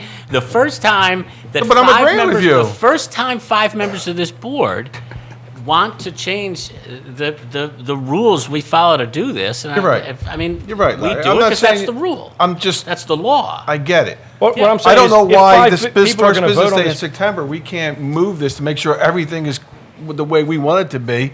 I mean, I don't understand why it's. What I'm saying is, written in what I don't concrete. want to And here's not a find bad, is, well, here's Like, give it some more right. time. But how, instead of putting it off a whole month, you could change one of these dates in here. That's We what could I'm still saying. pass That's something fine. tonight, but change the September 1 date. I would. Which gives people an opportunity for a month to get feedback from people who say that's too fast, to get to consider it. And then at our September meeting, we got another chance to look at it. But I hate to put off doing this. Well, I when mean, folks I spent agree this with much that. time I on think it. we need more. People need more time in it. Okay, in that first so day. so my point was, we're talking about 2 different things. One is, if we're going to follow this resolution until we change it, then I'm okay with that. But not doing things where we say, oh, wait, the resolution is in place, but I think that we need to interview this person, even though we're past the date that this resolution holds. We should pass the resolution, change the resolution first before putting in somebody else. That's my point. Let's all 9 members look in that camera and say, we I have no won't be problem. the one who seeks an exception. And if it's anybody besides Dan Siegel or me, you owe us each $100, okay? I'll live by that any day. Because the only person who's ever done that has been you. And did I have, if I had 4 votes with it, it's a legitimate thing to do. And if I didn't, I lost. That's how it works. Can't look at that one, but it's all right. Guys, Why don't this you- is great. This is important for us to legislate how we're going to do this so that it's predictable, so that people understand we have a system and we're going to do the system. Again, my And point- I have every intention of honoring this system, and I can't not honor it. Nobody here cannot follow this unless a majority of this board decides not to follow it. It's the filibuster for the Supreme Court. We had it, and then it was abated. But, that's the same type of thing. But this would give us a process. I think everyone on this board knows I believe in process, and if we follow this for the first time, we will have less disagreement because we've had, every year it seems like there's one application that comes in late and we make the exception, and hopefully we agree. We won't be making any exception unless we have a public meeting and pass a resolution to change. Right. I'm totally fine with that. I agree with that. Okay. Totally in I'm agreement. Invoke him again from your lips to God's ears. Okay, there you go. You want to Are you satisfied that you understood all the Mr. changes? Siegel, if you 'Cause could I'm not. please, I don't. Yeah. No, I want to hear Okay. the changes. Summarize the I mean, changes. Gentlemen, can we get, let's get back to what we have here. So, Mr. Siegel, if you would please Okay. Let's go back to the clarify changes. our changes. Okay. The changes would be as follows. We would strike from paragraph 1B, township engineer only.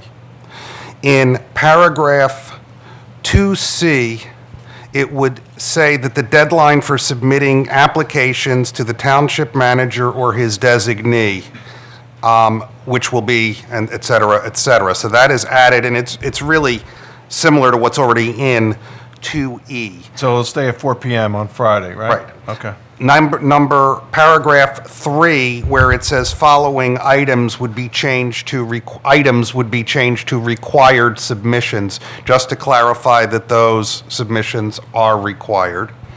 And then in paragraph on the second page where it's dealing with vacancies, it would also say in 2C, to the township manager or his designee.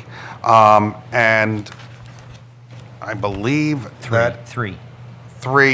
And items would be required submissions. And I've already annotated this, and I could send this to Ms. Cagini for her records. That'd be great. Thank you, Mr. But those are the only changes, and I think they are, other than the township engineer, they're all semantics. Dan, can we, in 2C on the second page, appointment to vacancies, fill on expired terms, the deadline for submitting applications to the township manager or his designee, which will be 4 p.m. on a specified date, no less than 14 days. That's fine. Just so the notice doesn't say 4 p.m. on a date, no less than 14 days.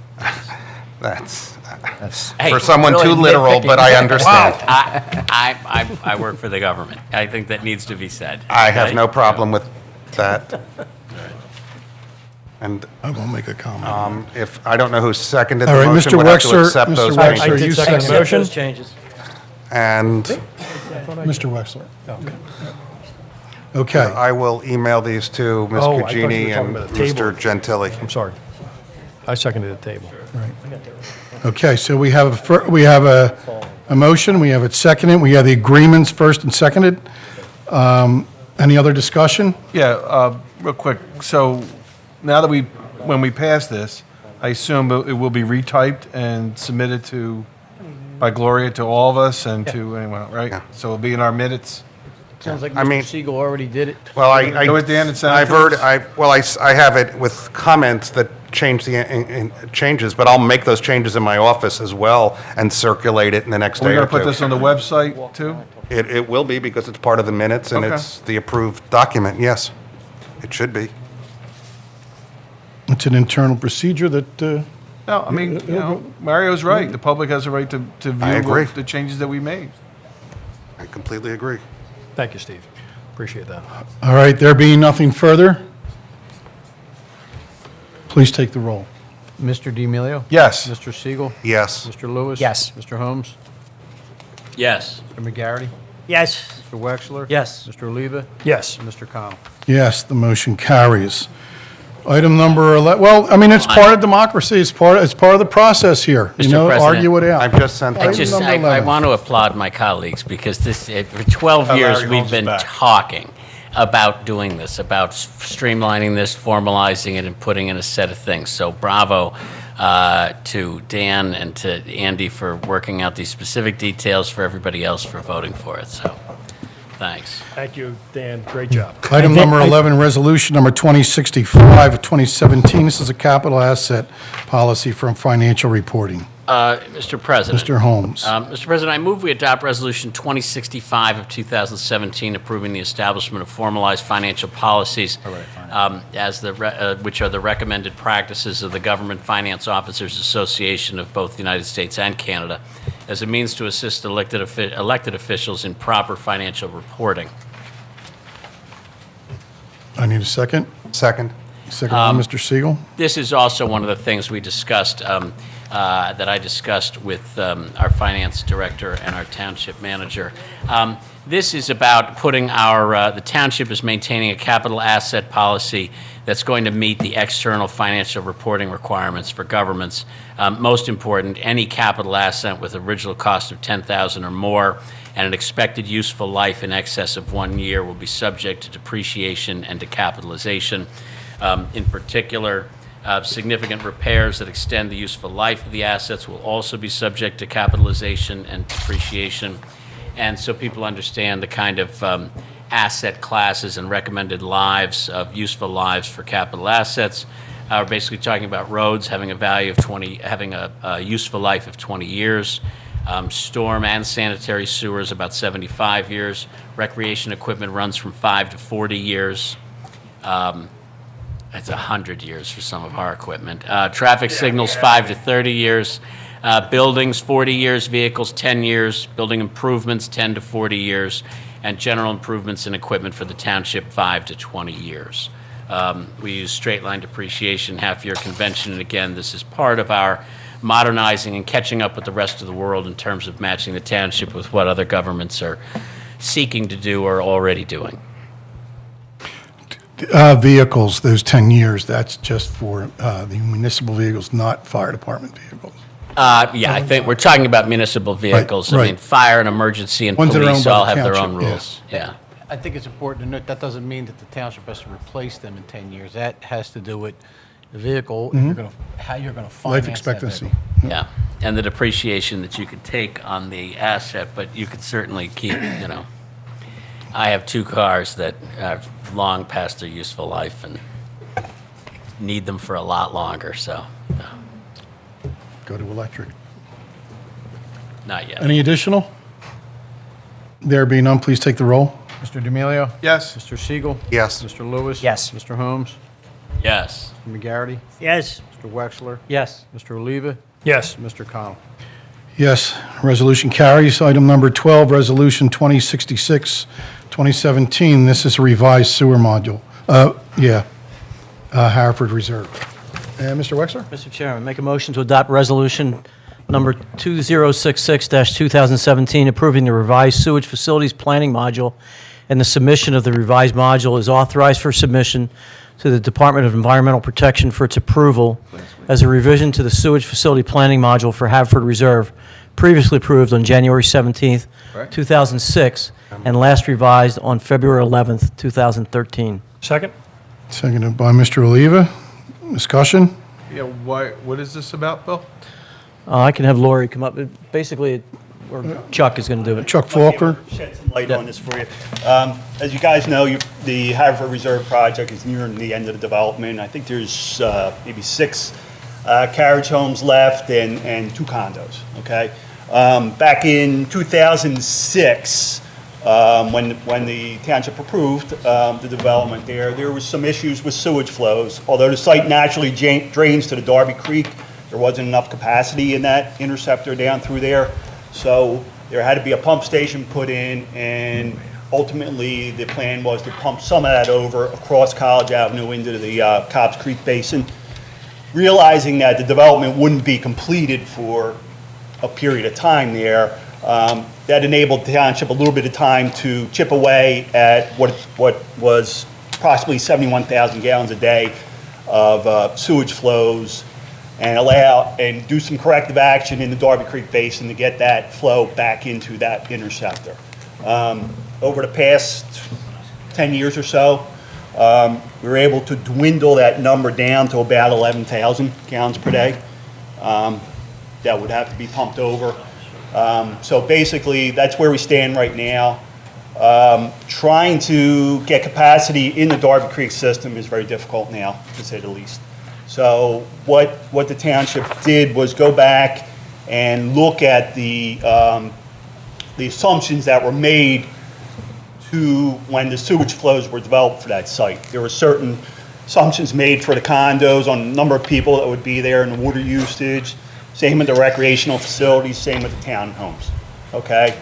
So being that the development has been in place for, better part of 8 to 10 years, we have some water records, we have occupancy records and everything. So we went back and revisited that whole scenario there, recalculated the numbers based on actual water flows, and determined that instead of that 71,000, the number should have been only 51,000 based on actual water usage. So what we're asking is to resubmit a revised planning module to DEP reflecting that difference from what was assumed back in 2006 to what is actually the sewage flows today. And that would basically get everything into the Darby Creek interceptor and still allow some excess capacity for recreational facilities. All right, hold on. You're pumping it into Darby Creek? No. It's going to go across? Right. Okay, just want to make sure. Any other questions? That makes sense? Any other? Can I just make a comment? What just occurred, that Chuck just explained, was just an example of how Mr. Pannoni, Mr. Faulkner, and Lori's proactive research, because we would have never known this. So this is just outstanding staffing work, so thank you, Lori and Dave. It has a big impact that this goes through. That's substantial. That basically eliminates the pump station, something which the township wouldn't have wanted. It was a maintenance issue and would have been costly. That's a 5,000 gallon increase here. Okay. Win. Okay. Anybody else? Thank you, Mr. Faulkner. Okay, there being nothing further, please take the roll. Mr. D'Amelio? Yes. Mr. Siegel? Yes. Mr. Lewis? Yes. Mr. Holmes? Yes. Garrity? Yes. Mr. Wexler? Yes. Mr. Oliva? Yes. And Mr. Connell? Yes, item number 13, mutual EMS aid agreement. President, I'm going to read this. I'm going to leave out the word EMS, Mr. Ginzler. Thank you. Yeah, I don't know how EMS Why got it's in there, but motion to approve the mutual aid agreement between the Township of Lower Merion and Haverford Township. Second. Gentlemen, this is it's in your notes. It's an exclusive agreement that we have, similar to what we have with other townships for mutual aid in case of severe emergency, fires, and everything else. So when fire departments are called in to assist, we get called in to assist Penn Win. Penn Win gets called in to assist us. Ambulance agreements, heavy equipment in that case of natural disasters. Most townships do that. We're formalizing the agreement that we have with Lower Merion, similar to what we have with other townships, Radnor, Springfield, and such. And Marple, I assume? Yes. We have one with Marple. Okay. Yeah, especially it's especially important in today's volunteer fire. Just one example is probably the most common, but other large emergencies where heavy equipment, their public works department may have a certain truck, bulldozer, a piece of heavy equipment that we don't have, or vice versa, so that we can mutually support each other in case of an emergency. There being nothing further, please take the roll. D'Amelio? Yes. Mr. Siegel? Yes. Mr. Lewis? Yes. Mr. Holmes? Yes. Mr. McGarity? Yes. Mr. Wexler? Yes. Mr. Oliva? Yes. And Mr. Connell? Yes, motion carries. Item number 14, contract awards and change order requests. There are 4 that we have in front of us. First one is Nider Hall. Mr. President, Mr. Oliva. make a motion to award the paving of driveway and pass contract at Nider Hall to Gessler Construction, Media PA, in the amount of $71,850, submitting the lowest responsible bid. Second. Seconded by Mr. Lewis. Discussion? There being none, please take the roll. Mr. D'Amelio? Yes. Mr. Siegel? Yes. Mr. Lewis? Yes. Mr. Holmes? Yes. Mr. McGarity? Yes. Mr. Wexler? Yes. Mr. Oliva? Yes. And Mr. Connell? Yes, motion carries. Public Works, salt. Yeah. Motion to award the 2017 de-icing salt contract to Eastern Salt Company Incorporated in the amount of $52.48 a ton, submitting the lowest responsible bid. Second. Seconded by Mr. Lewis. Discussion? There being none, please take the roll. Mr. D'Amelio? Yes. Mr. Siegel? Yes. Mr. Lewis? Yes. Mr. Holmes? Yes. Mr. McGarity? Yes. Mr. Wexler? Yes. Mr. Oliva? Yes. And Mr. Connell? Yes, the motion carries. The approval of change order for the Phillips Brothers Electric. Motion to approve a change order for Phillips Brothers Electric in the amount not to exceed, Larry or Amy? What's it, 57,000? $57,000. I think that's 53. I'm sorry. The Phillips, Wasn't it 53 or 57? Mrs. Widow, clarification, please, when you have a moment. Yes, we received an attachment, but we also received an email description that should have been forwarded to you from Ryan Brennan, the construction, the project manager from Reynolds Construction. When he was here on Monday, he explained that they were working through the additional electrical needed for the underground feeds for the fuel system at the new building. And in the narrative in the email today, he's recommending approval of $49,274.48 as a not-to-exceed number, and to track this based on time and material basis, but establishing that as the not-to-exceed number. Repeat that number, please. Calculated What was it, out, 49,000, what was it? 274. $9,274.48. 49,274.48, Correct. not to exceed. Second? Seconded by Mr. Siegel. Thank you, Mrs. Widow. Any additional? There being none, please take the roll. Mr. D'Amelio? Yes. Mr. Siegel? Yes. Mr. Lewis? Yes. Mr. Holmes? Yes. Mr. McGarity? Yes. Mr. Wexler? Yes. Mr. Oliva? Yes. And Mr. Connell? Yes, skate park, Mr. Skate Oliva. park. Mr. Oliva? Can I do that, please? What is it? I'm going to do the skate park, thank you. As long as it's not Larry Holmes, go ahead. Motion to allocate $35,000 to enlist the professional services of Jesse Clayton. Everybody knows it's Larry Holmes. Of Fifth. We have a reading in process. Go ahead, Mary. Would you please start? Yeah, we'll start from the beginning. Motion to allocate $35,000 to enlist the professional services of Jesse Clayton of Fifth Pocket Skateboards in Langhorne, PA, to create a permanent concrete skate park at Murray Place. Second. That's good. Seconded by Okay, Mr. so- McGarity, or Mr. Yeah. So we Nice. heard last week from the skateboarders themselves, and Tim Denny spoke tonight in favor of this. I would strongly recommend this to the board as the Commissioner of Recreation.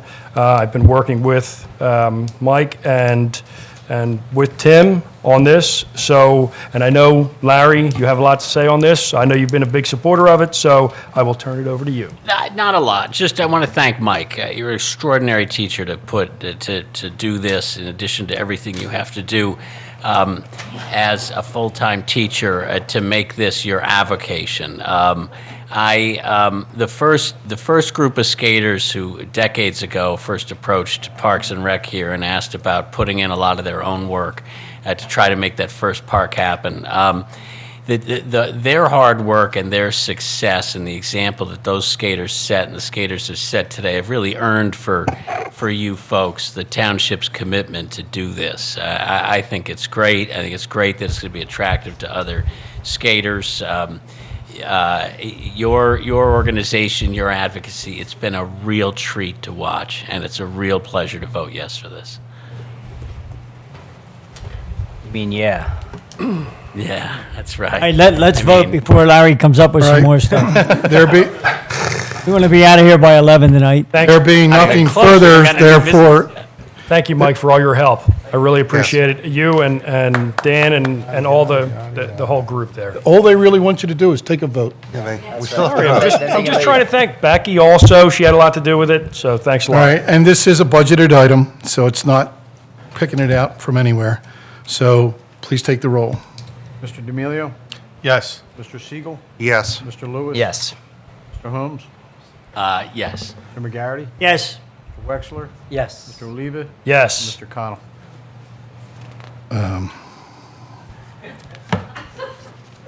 Yes. Did you?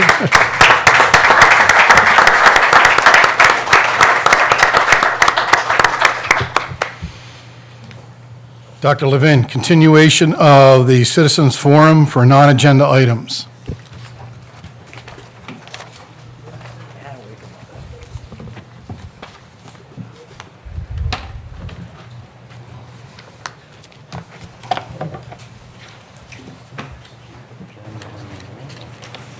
Mike Levin, 414 Mill Road in Havertown. I want to discuss with you climate change resolution that you passed in July and forwarded off rather rapidly to the state. I believe that's the case. On the first page, I've indicated to you that what you should have said was that climate change is real and is now taking place. You said a climate crisis was occurring. It's not a crisis yet. Whereas human industrial activity is very likely a contributor to the climate change underway. 50% of the warming that's occurring in the United States atmosphere is due to human population. Second, I asked Greg Vitale to look at your resolution, and his answers are in the second part of that, which indicates that he thought the resolution could use a little more meat on it, that maybe something directed at Pennsylvania, directing them to take some specific measures like expeditious enactment of a methane reduction strategy for natural gas drilling, increasing their alternative energy portfolio standard, which included wind as well as solar, reducing the demand of all fossil fuels, including natural gas, which is being mined in Pennsylvania, and fix the process by which the state revises their building codes so new buildings will be as energy efficient as possible. Second, although there's not much you can do about what you've submitted to the state now, it just simply makes very little sense to say climate crisis is now occurring and people did it. It's more than that. Now let me turn to a recent newspaper article which appeared in the New York Times, one of the few papers that has a very good reports and very good reports on science. If you don't pick up the Tuesday Science Times, New York Times, which has one section in it on the science, you're missing a great deal. In the first place, we're dealing with a temperature rise throughout the eastern United States and western United States. Second, the draft report was prepared by 13 scientific agencies, and it was approved by the National Academy of Sciences, which is the premier scientific body in the country. You don't join it, it joins you. How much more the climate will change depends upon the future emissions that are taking place. And the future emissions drive this pretty well. This is a report that is produced every 4 years. It's produced by the Trump administration this year, and there's a real question as to whether the Trump administration is going to suppress it.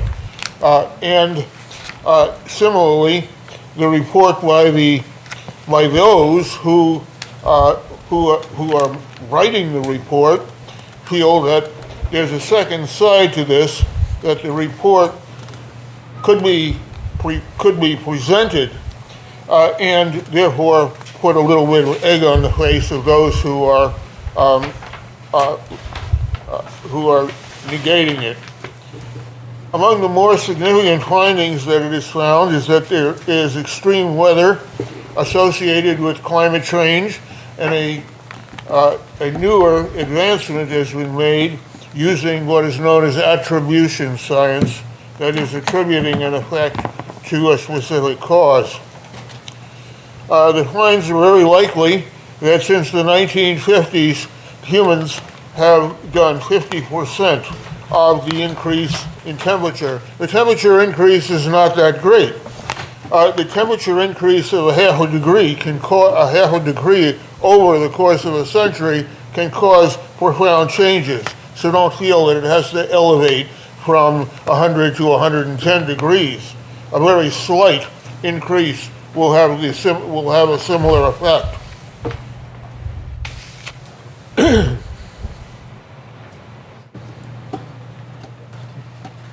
There has been a 4% rise, that has been calculated, of rainfall since the early part of the century. Again, I point out that this is basically on autopilot within the federal administration at this point, because there are no supporters of the climate change phenomena. And although this includes the secretaries of the cabinet appointees, including the EPA, you should know that the EPA is being suppressed at this point by Scott Pruitt, who is running it as a secret organization on the top floor. In order to see him, you go through a security checkpoint and are brought in by individuals who are responsible to him. He has a reputation in EPA. Thank you, Dr. Levin. We're up for 6 minutes. Let me just finish. Please, we go through this all the time. Reputation for handling cases against the EPA for his entire duration, and he is being charged at this point with turning the EPA into a skeleton organization. So the net result of this is that the states are going to have to provide guidance, and communities who have been responsible to the states for their efforts have to continue this if they want them to succeed. This is not a question of hands off, it's a question of hands on. And that includes municipalities such as Haverford and the state of Pennsylvania as a whole. I've heard of very little. Thank you, Dr. The state of Levin. Pennsylvania has done. Thank you very much, Dr. Levin. Thank you very much. Criticizing this. What? Anybody else in the first row? Second row? Third row? Last row? On this side of the room, first row, second row.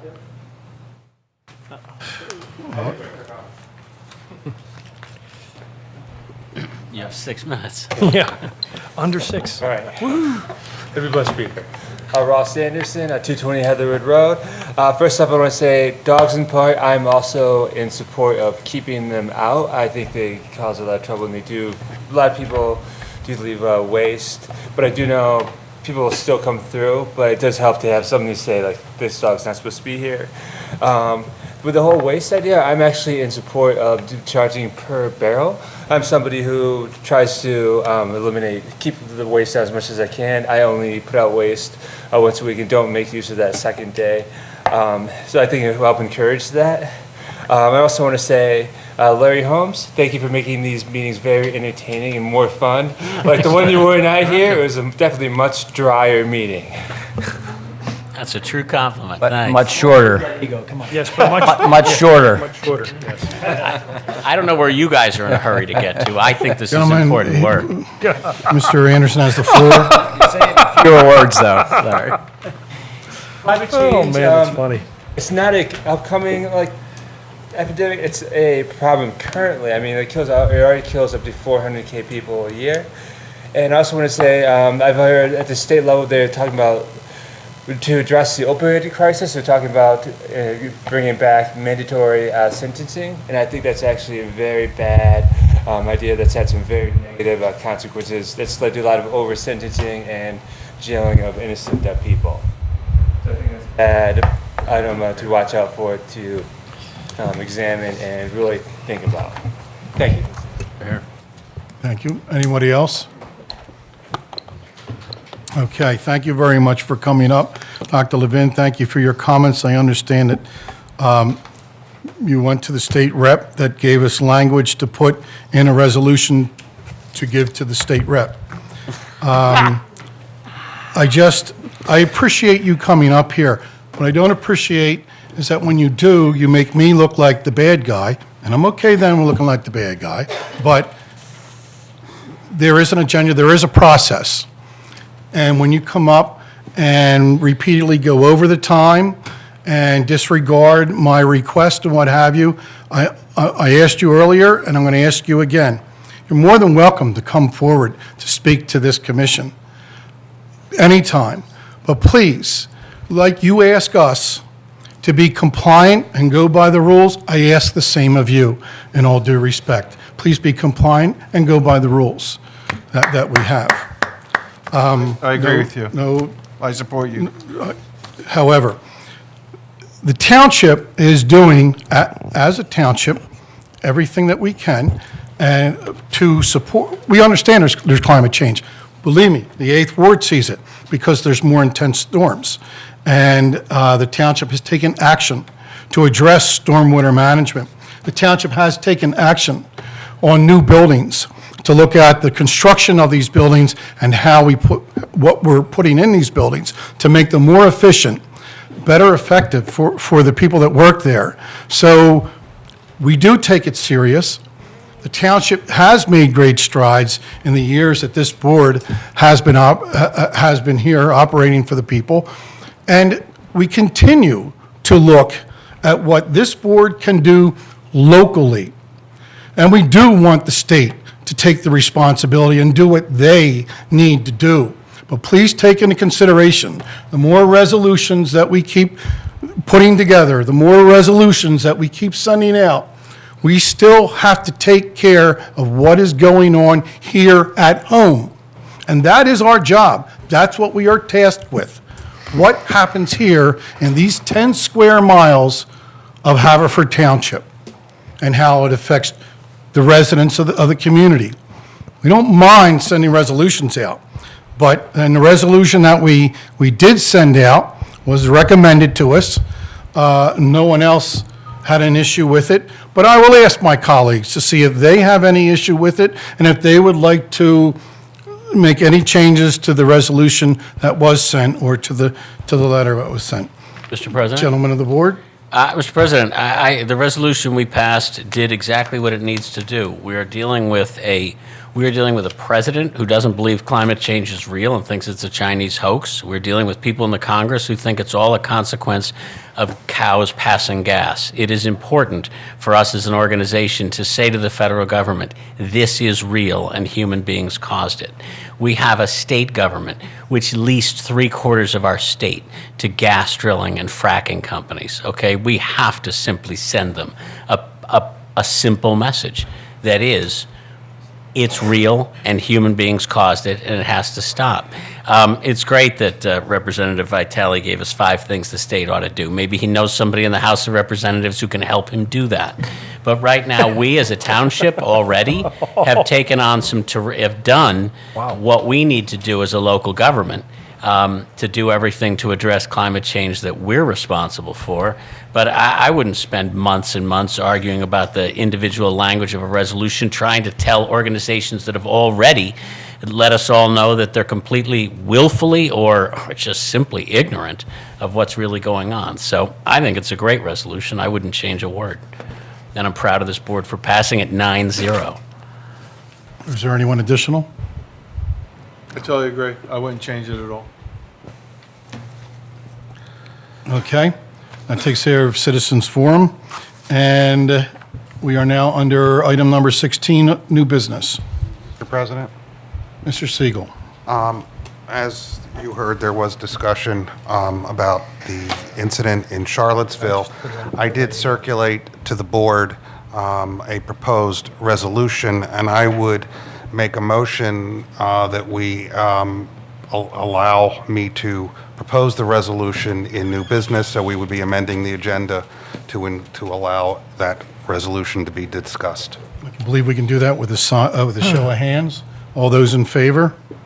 Aye. Aye. All those opposed? The ayes have it. Mr. Siegel? Mr. President, I don't think we need a lot of introduction about what happened in Charlottesville. The resolution that I am proposing is devised from a statement by the United States Holocaust Museum, as well as a resolution that was passed unanimously by the United States Senate in April of 2017. And I will read it so that the public has it. I have circulated it to all of the commissioners by email. The Board of Commissioners of Haverford Township mourns the loss of life in Charlottesville, Virginia, and strongly condemns the violence and the neo-Nazi, racist, and anti-Semitic symbols and language used by some of the participants. Therefore, be it resolved that the Board of Commissioners of Haverford Township, 1, affirms that Haverford Township stands united in condemning hate and evil in all forms. 2, rejects hate-motivated crime as an attack on the fabric of the society of the United States and the ideals of pluralism and respect. 3, condemns hate crime and any other form of racism, religious or ethnic bias, discrimination, incitement to violence, or animus targeting a minority in the United States. And 4, calls on federal law enforcement officials working with state and local officials to expeditiously investigate all credible reports of hate crimes and incidents and threats against minorities in the United States, and to hold perpetrators of those crimes, incidents, or threats accountable and bring the perpetrators to justice. Second. Seconded by Mr. Oliva. Discussion, please. Well, You get this off the top of your head, or did you have this before you came into? no, this was definitely a setup. We got set up here, man. But seriously speaking, as a lot of people know, I'm not saying anything. My parents came from Cuba. All my brothers and sisters are of Cuban descent. The firstborn American Oliva that there is. So I just echo some of these things that the ethnic bias and discrimination is something that I really hold dear, because my father came to this country because of that, because he was being persecuted for his beliefs, for his religious beliefs, and for his political beliefs, because he had been here to New York, and he had been and seen what the United States was all about, and he knew that it was better here, and he loved the freedom that was here, and unfortunately he could not afford to stay here, so he had to go back, and then the revolution happened, and he spent 8 years working underground to finally get out of Cuba. So this is something that I hold dear to my heart, that there is none of this happening. Well said. Thank you very much, Commissioner. Is there any additional? And you're recommending then that this proclamation be sent to, this resolution be sent to? I think it's our statement, and we can send it to our elected officials to show, would be our congressmen, our senators, and the city of Charlottesville, and our state officials as well, our 2 state representatives and our state senator. But I think it's most important that it is the statement of this community that our values do not condone or in any way support the type of racist and ethnic violence that we've seen in Charlottesville, or that has fomented in other places, in Seattle partly over the weekend, and that we as a community will not tolerate this conduct here. And it's so that our residents understand that this board believes that strongly. I'm going to ask that we add the White House to this mailing address. That's fine. Mr. President. I'll agree with that. Mr. Holmes. Mr. President, the great 18th century statesman Edmund Burke said that the only thing necessary for evil to triumph is for good men to stand by and do nothing. And this township should remember that 7 years ago, as Mr. DeVecca said, he stood before us and suggested that we take an action that was way out ahead of a lot of our our neighboring townships and counties, and speak out for first the LBGT community and pass the anti-discrimination ordinance that we passed. It is terrible for the people of Charlottesville that they were invaded by these people, and I would suggest that for those of us in Havertown, if we ever find ourselves facing these goose-stepping morons in Nazi outfits or these cowardly racists wearing white hoods, that we simply stand in front of them like the people in Charlottesville stood in front of them and say that they have no home here. And for those people who say they can't tell protester or counter-protester apart, I would suggest this. Those with Nazi armbands and cowards with white hoods aren't us. Those of us wearing hockey helmets that have our names on the front of them, that's us. So we'll look forward to that day if it ever has to come. Thank you, Mr. Holmes. Is there anybody else that would like to weigh in on this? All right, there being none, in front of us is a proclamation proposed to this board that will be sent to Charlottesville, the U.S. Congress, Harrisburg, and the White House. And we recommend that we have it posted here at our township building. These are the words before us. Does anybody have any changes, additions, before we take a vote? There being none, Mr. Secretary, I ask that you please take a vote of the board. Mr. D'Amelio. Yes. Mr. Siegel. Yes. Mr. Lewis. Yes. Mr. Holmes. Yes. Mr. McGarity. Yes. Mr. Wexler. Yes. Mr. Oliva. Yes. And Mr. Khan. Yes, this proclamation stands. Here.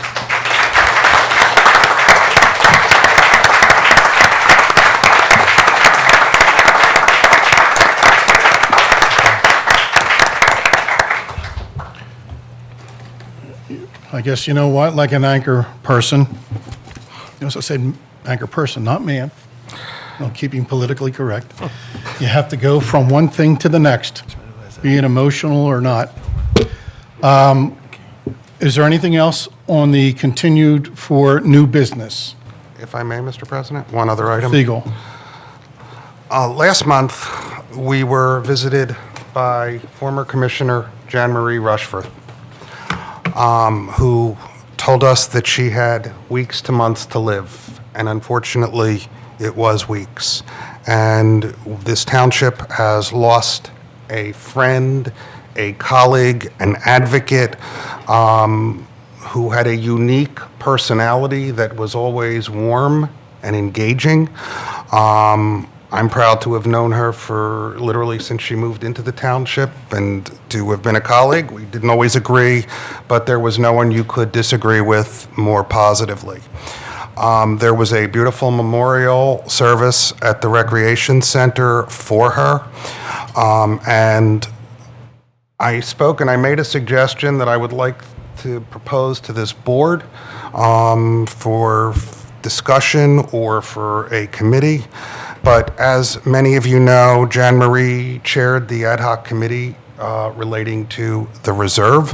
The reserve was to a large extent, when you look historically, what we have there now is the result of Jan Marie's work, as well as some others, but it bears Jan Marie's fingerprints and is a wonderful testament to her, and I suggested at that meeting or at that service that people look around and see what she has left this township, 219 acres, mostly available in open space.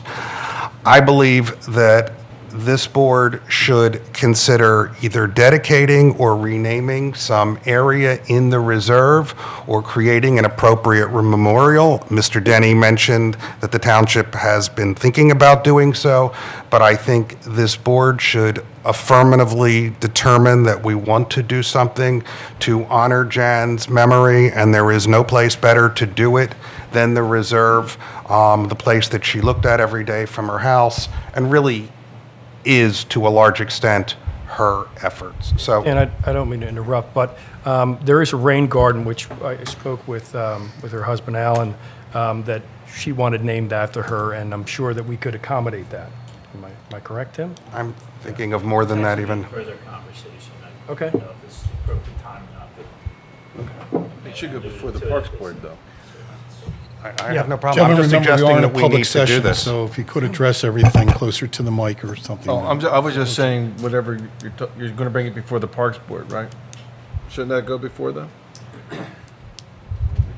I think the request here is for the board to I mean, I agree take with affirmative. Dan. Validate We need the that. Parks Board. Yeah. They're in. No problem with that. I'm just suggesting we begin this process. I agree. That's fine. They can come up with suggestions to where to put a memorial.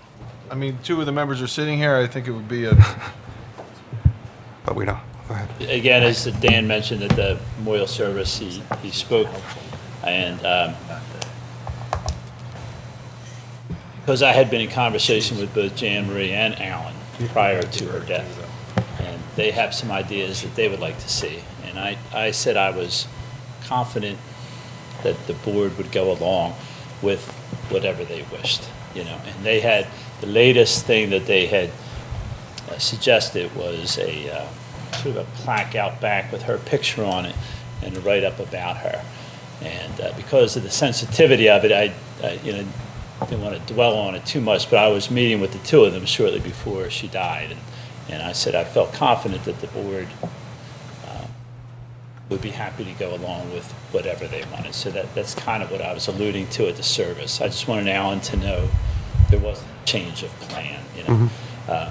So with the board's okay, I'll just continue that conversation, then come back to the board and let you know what they would like to see. Here, I'm good with that. fine with that. Definitely, yeah. Thank you. I have no problem with that. We're all okay with that? Yeah. Gentlemen, okay, thank you, Mr. Denny. You'll move forward then and get back to us. Thank you. Anything else under new business? Thank you, Mr. Siegel, for bringing that up. That concludes new business. Item number 17 is other business. Mr. D'Amelio. Thank you, Mr. President. I just want to remind the residents of my first ward meeting that is scheduled for September 20th at the Manoa Firehouse at 7 p.m. The Haverford Drug Alliance group will be attending, as well as some of the county council members, including, he's going to kill me. Dave White? No, Dave White's coming, but our DA, Jack Whalen. And we're going to talk about the ongoing opiate crisis and really how bad it is in America and in specifically in Delaware County. And don't think it's not affecting our town, because it is. But there are some plans, some initiatives that they're going to present at my meeting, and I'm looking forward to that. In respect to what happened in Virginia, make no mistake that it sickens me what happened, because my father was a World War II veteran who guarded German soldiers that were captured, and he told me some of the things that they had said. My uncles fought as well. And, you know, hatred in the United States, this is a country that I've never seen so divided. And I keep saying it at every meeting, and I keep wondering where my grandchildren, what kind of world are they going to grow up in? It is very scary. But make no mistake about it, the news media loves this. The ratings that they get from this, it's incredible. And they play it up. And I'm going to echo, and I looked this up, what John McCain said. And basically he said, stop listening to the bombastic loudmouths on the radio, television, and the internet. To hell with them. They don't want anything done for the public good. And you know what? I stopped watching it now. I really have, because I watched all the news programs. I didn't watch just Fox. I watched CNN, MSNBC, and I've never seen it so full of hatred on both sides. And I think it's fueling a lot of what's going on. Hate crimes are horrible. There's no doubt about it. What happened there should never happen in the United States. But we have a constitution which unfortunately allows for that. Or fortunately, if you want to, the way you want to look at it. It kills me when somebody burns the flag. It kills me because we've had so many people that died for that flag in defense of this nation. But you know what? You got to sit there and you got to say, well, that's America. We allow that. The Constitution allows that to happen. As Americans, we can do so much to come together rather than fuel what is happening in the United States. And either we do that or this country is going to begin to implode. Like many other nations throughout the history of the United States, this is the longest democracy out of probably in the history of the world. But remember, other democracies failed because they imploded. We have to come together as Americans and stop the violence that is going on. We have to allow protesting. That's the way it is. We can limit protesters. We can pass resolutions that say you can only allow a certain amount of numbers of groups to protest. But my suggestion is you let them protest and you let them go away. Anybody who tries to, it kills you. It gnaws at the inside. I get it. But violence should not, that's not what Dr. King believed in. He believed in peaceful protesting. Although, obviously, it didn't happen for him. But that's what he talked about. That's what we should be doing. Let them go away. Let them have their 15 minutes and get out of the way. We, as a government, the local government, like we just did now, that's how we come together. We show the residents of Haverford Township. Our Congress needs to show the citizens of the United States and the President of the United States, who I agree, should have come out and denounced the neo-Nazis. Why he didn't do it, I don't know. I can't speak for him. He did it today, obviously. But that's something that should have been said immediately after what happened. So I'll do it now. I denounce that. I denounce those neo-Nazis. I don't want to see anything like that in our township, in the United States.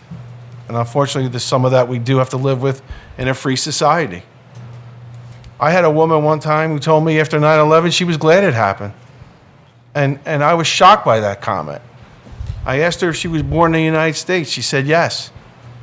And I said to her, do you realize that you could say that in a hallway and nothing happened to you? But if you said that in another country, you're liable to be executed.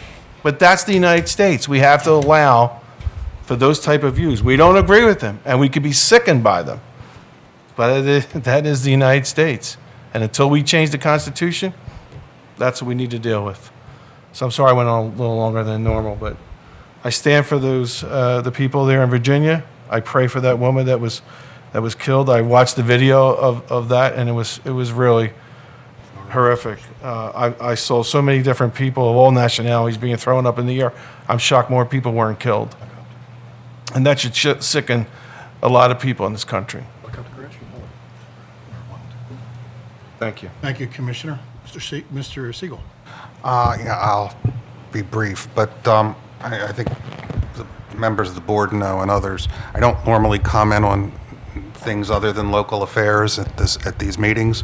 I think this was an exception, and I applaud this board for its vote and for the fact that the board, since I've been on it, has always stood on the right whenever there were incidents. I've dealt with anti-Semitism and other things over the years, but the strength of this country and the strength of this community, if you look at things that have happened here, and you'll see them on social media and other things. This is a wonderful community because we do come together to support each other.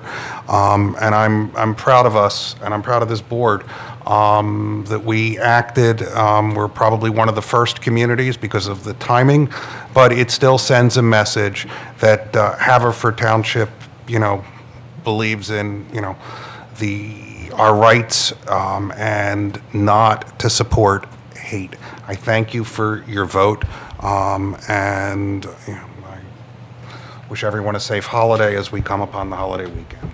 Thank you. Thank you, Commissioner. Mr. Lewis.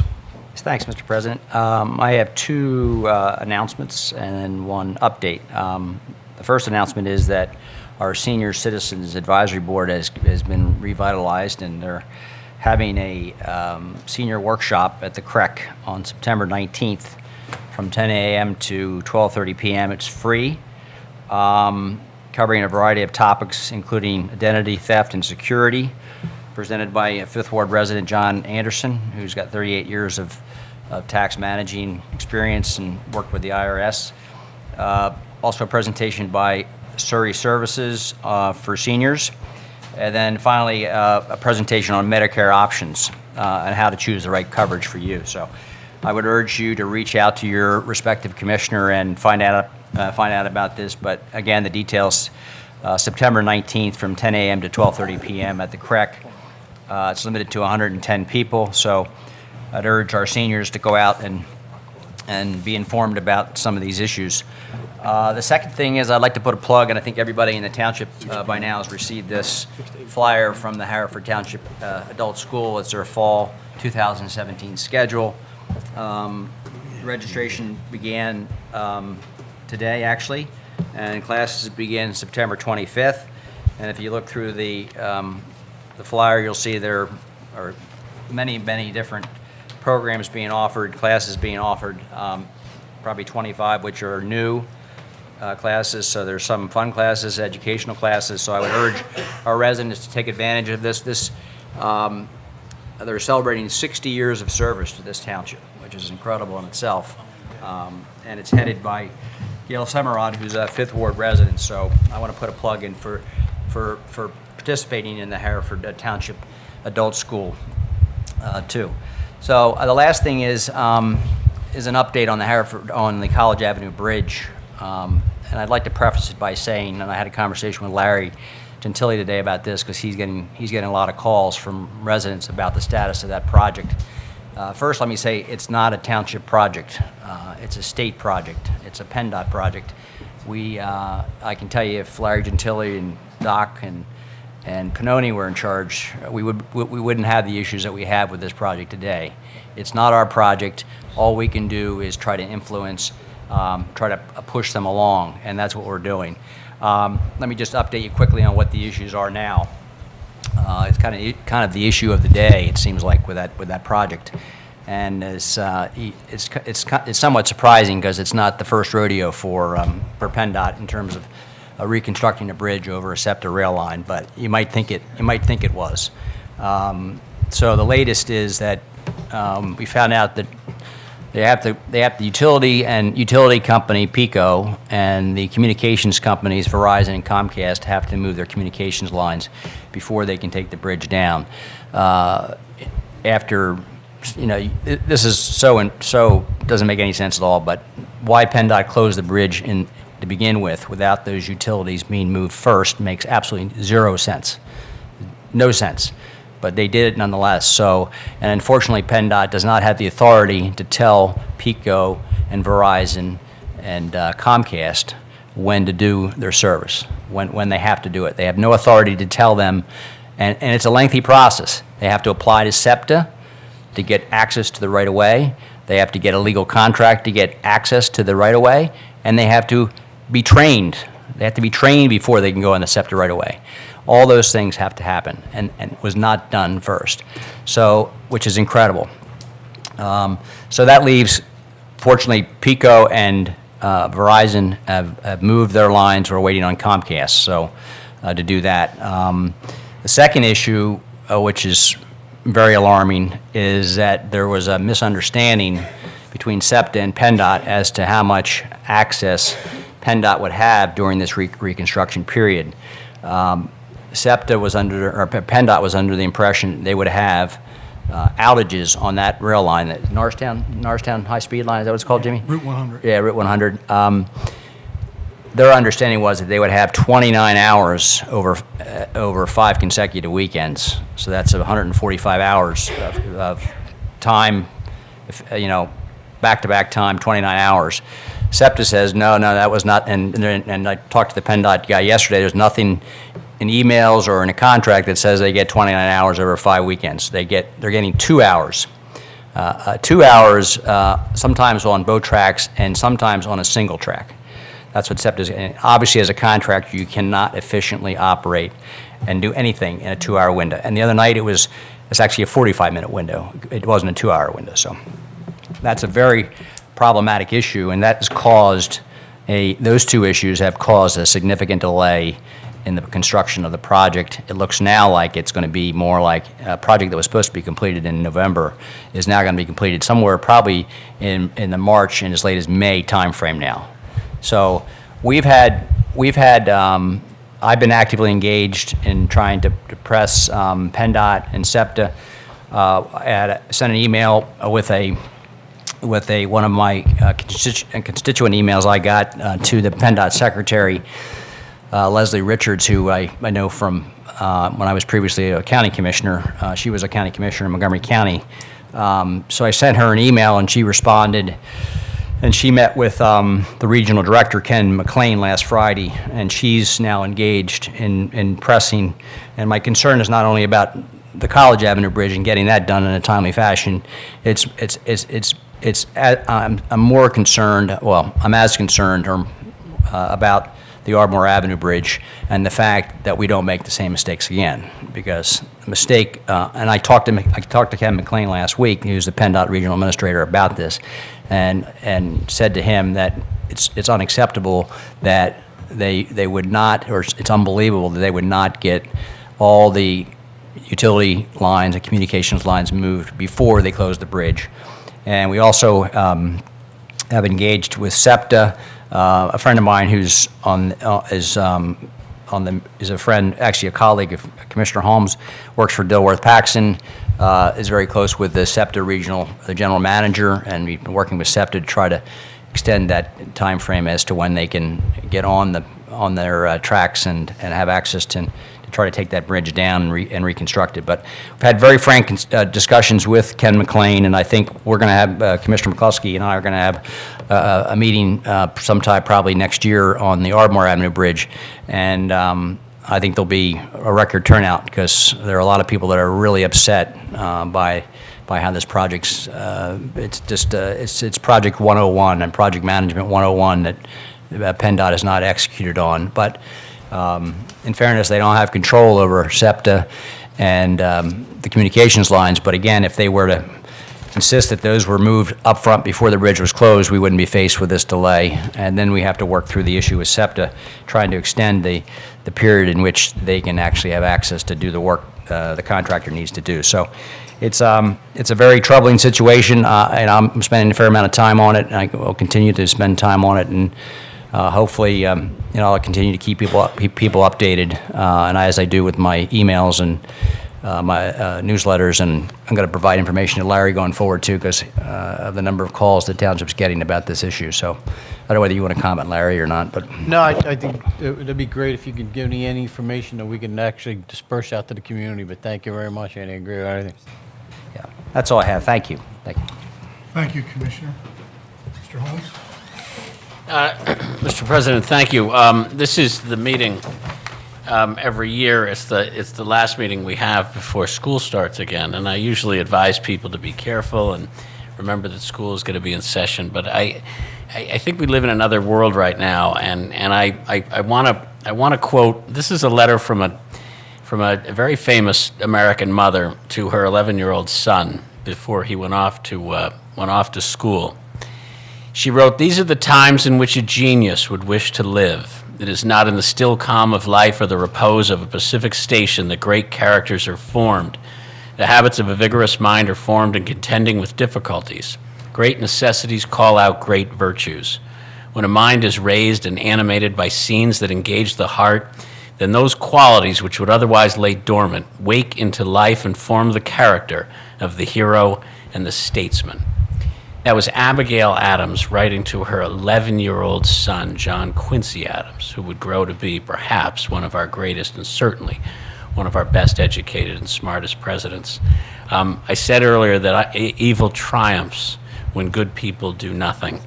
The people of Haverford Township do things. We do things. And I would just remind everybody, talk to your children about how important it is to learn, how important it is to educate, how important it is to open their minds, and how important it is to do something to keep evil from triumphing.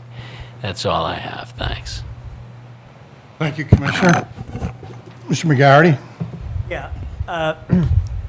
I'm in total agreement with what was said about Jan Marie. She certainly was a hardworking, dedicated individual for our township. I just want to mention that there are other things that could come up that I'm not going to bring up tonight. Tonight's Jan Marie's night, but I will bring them up next meeting. Thank you, Commissioner. Thank you. Mr. Wexler? Thank you. Two things. I'm proud to be part of a board that put that resolution, and thank you, Dan, for writing it so eloquently. It certainly represents our hometown, and proud to be part of that. The second announcement is in regard to our seniors. State Representative Santoro has continued the tradition of former Representative McCosey, and on September 12th at Drexel Brook, he has what's called a Senior Expo, and every state, county, and private resource that are available for seniors will be there. It's from 9 till noon. Includes breakfast that's free to any senior, so please feel free to attend. There's representatives from every state agency and every private aging concern there. It's a big expo. Good resources on Medicare information and everything else as well. So if you're not available for the one that's at the Arc Rec, there's a larger expo on September the 12th at Drexel Line. So that's all I have. Thank you, Commissioner. Mr. Oliva? I have a few things. First of all, I wanted to remind everybody about the 7th annual music festival happening right up the street here. It goes from noon to 9:30 on Saturday, September 9th. I want to remind everybody about that. I was particularly had issue with what happened over the weekend.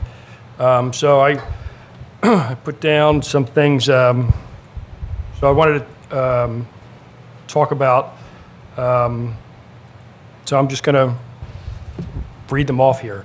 Like all of you, I watched this past weekend's events in Charlotte with growing alarm and anger at those who attempt to spread hatred and intimidation. As a child of an immigrant and a Latino myself, I am particularly sensitive to prejudice and bigotry, and I condemned it with my full heart and soul. One of the reasons I love Havertown so much is that it's not that kind of town. It's the kind of we're the kind of town where when we had a Jewish member of our community wake up with a swastika painted on their trash can, she painted over it to disguise it with flowers. Then hundreds of us painted our trash cans to match in solidarity with her, to show that that is not acceptable in this community. We are a town that welcomes LGBTQ families to hold a family picnic in our park. We are a town that has welcomed families like mine from Cuba and other Latin American countries, as well as Ghana, Nigeria, Syria, Turkey, Ireland, Italy, countless other nations and cultures. We are a town that values peaceful coexistence with our neighbors, whatever their race, religion, ethnicity, or sexual orientation. The fact that someone was murdered in broad daylight on a crowded street corner in an American city by an apparent Nazi sympathizer is horrifying and terrifying. But we can't let the hate mongers win. We have to lead by example. We have to refrain from the hate mongering and decisiveness that characterizes so much of our political discourse these days. We have to open our hearts and minds to different cultures and ideas, and above all else, we have to teach our children to love and respect their neighbors, no matter what color or creed they are. We have something really special here in the United States, and especially here in Havertown. And though our democracy is resilient, it is also fragile. We have to protect it from persons who would attack it to advance one group over another. We have to make sure everyone knows that, as the lawn sign says, hate has no place here. It absolutely does not. Thank you. Thank you, Commissioner. And I know by the time it gets to me, everybody's ready to let loose and get out of here. So 2 things on, Mr. Holmes, thank you, that school is starting, the flashers will be flashing, and everybody, please, slow down. Work session next month in September will be September 5th, not the 4th, because the 4th is Labor Day.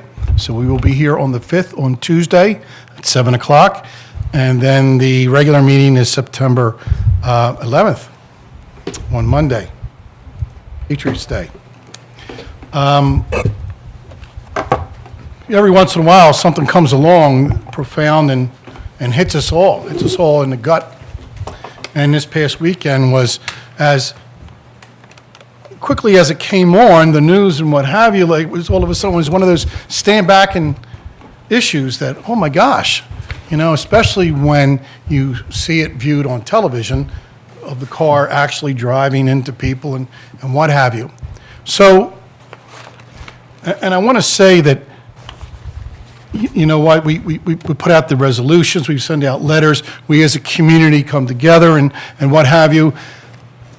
But the greatest opportunity that I had that came out of that was an opportunity to sit on my front porch and talk to a couple of my children. I have 5 children, and talk to a couple of my children about it.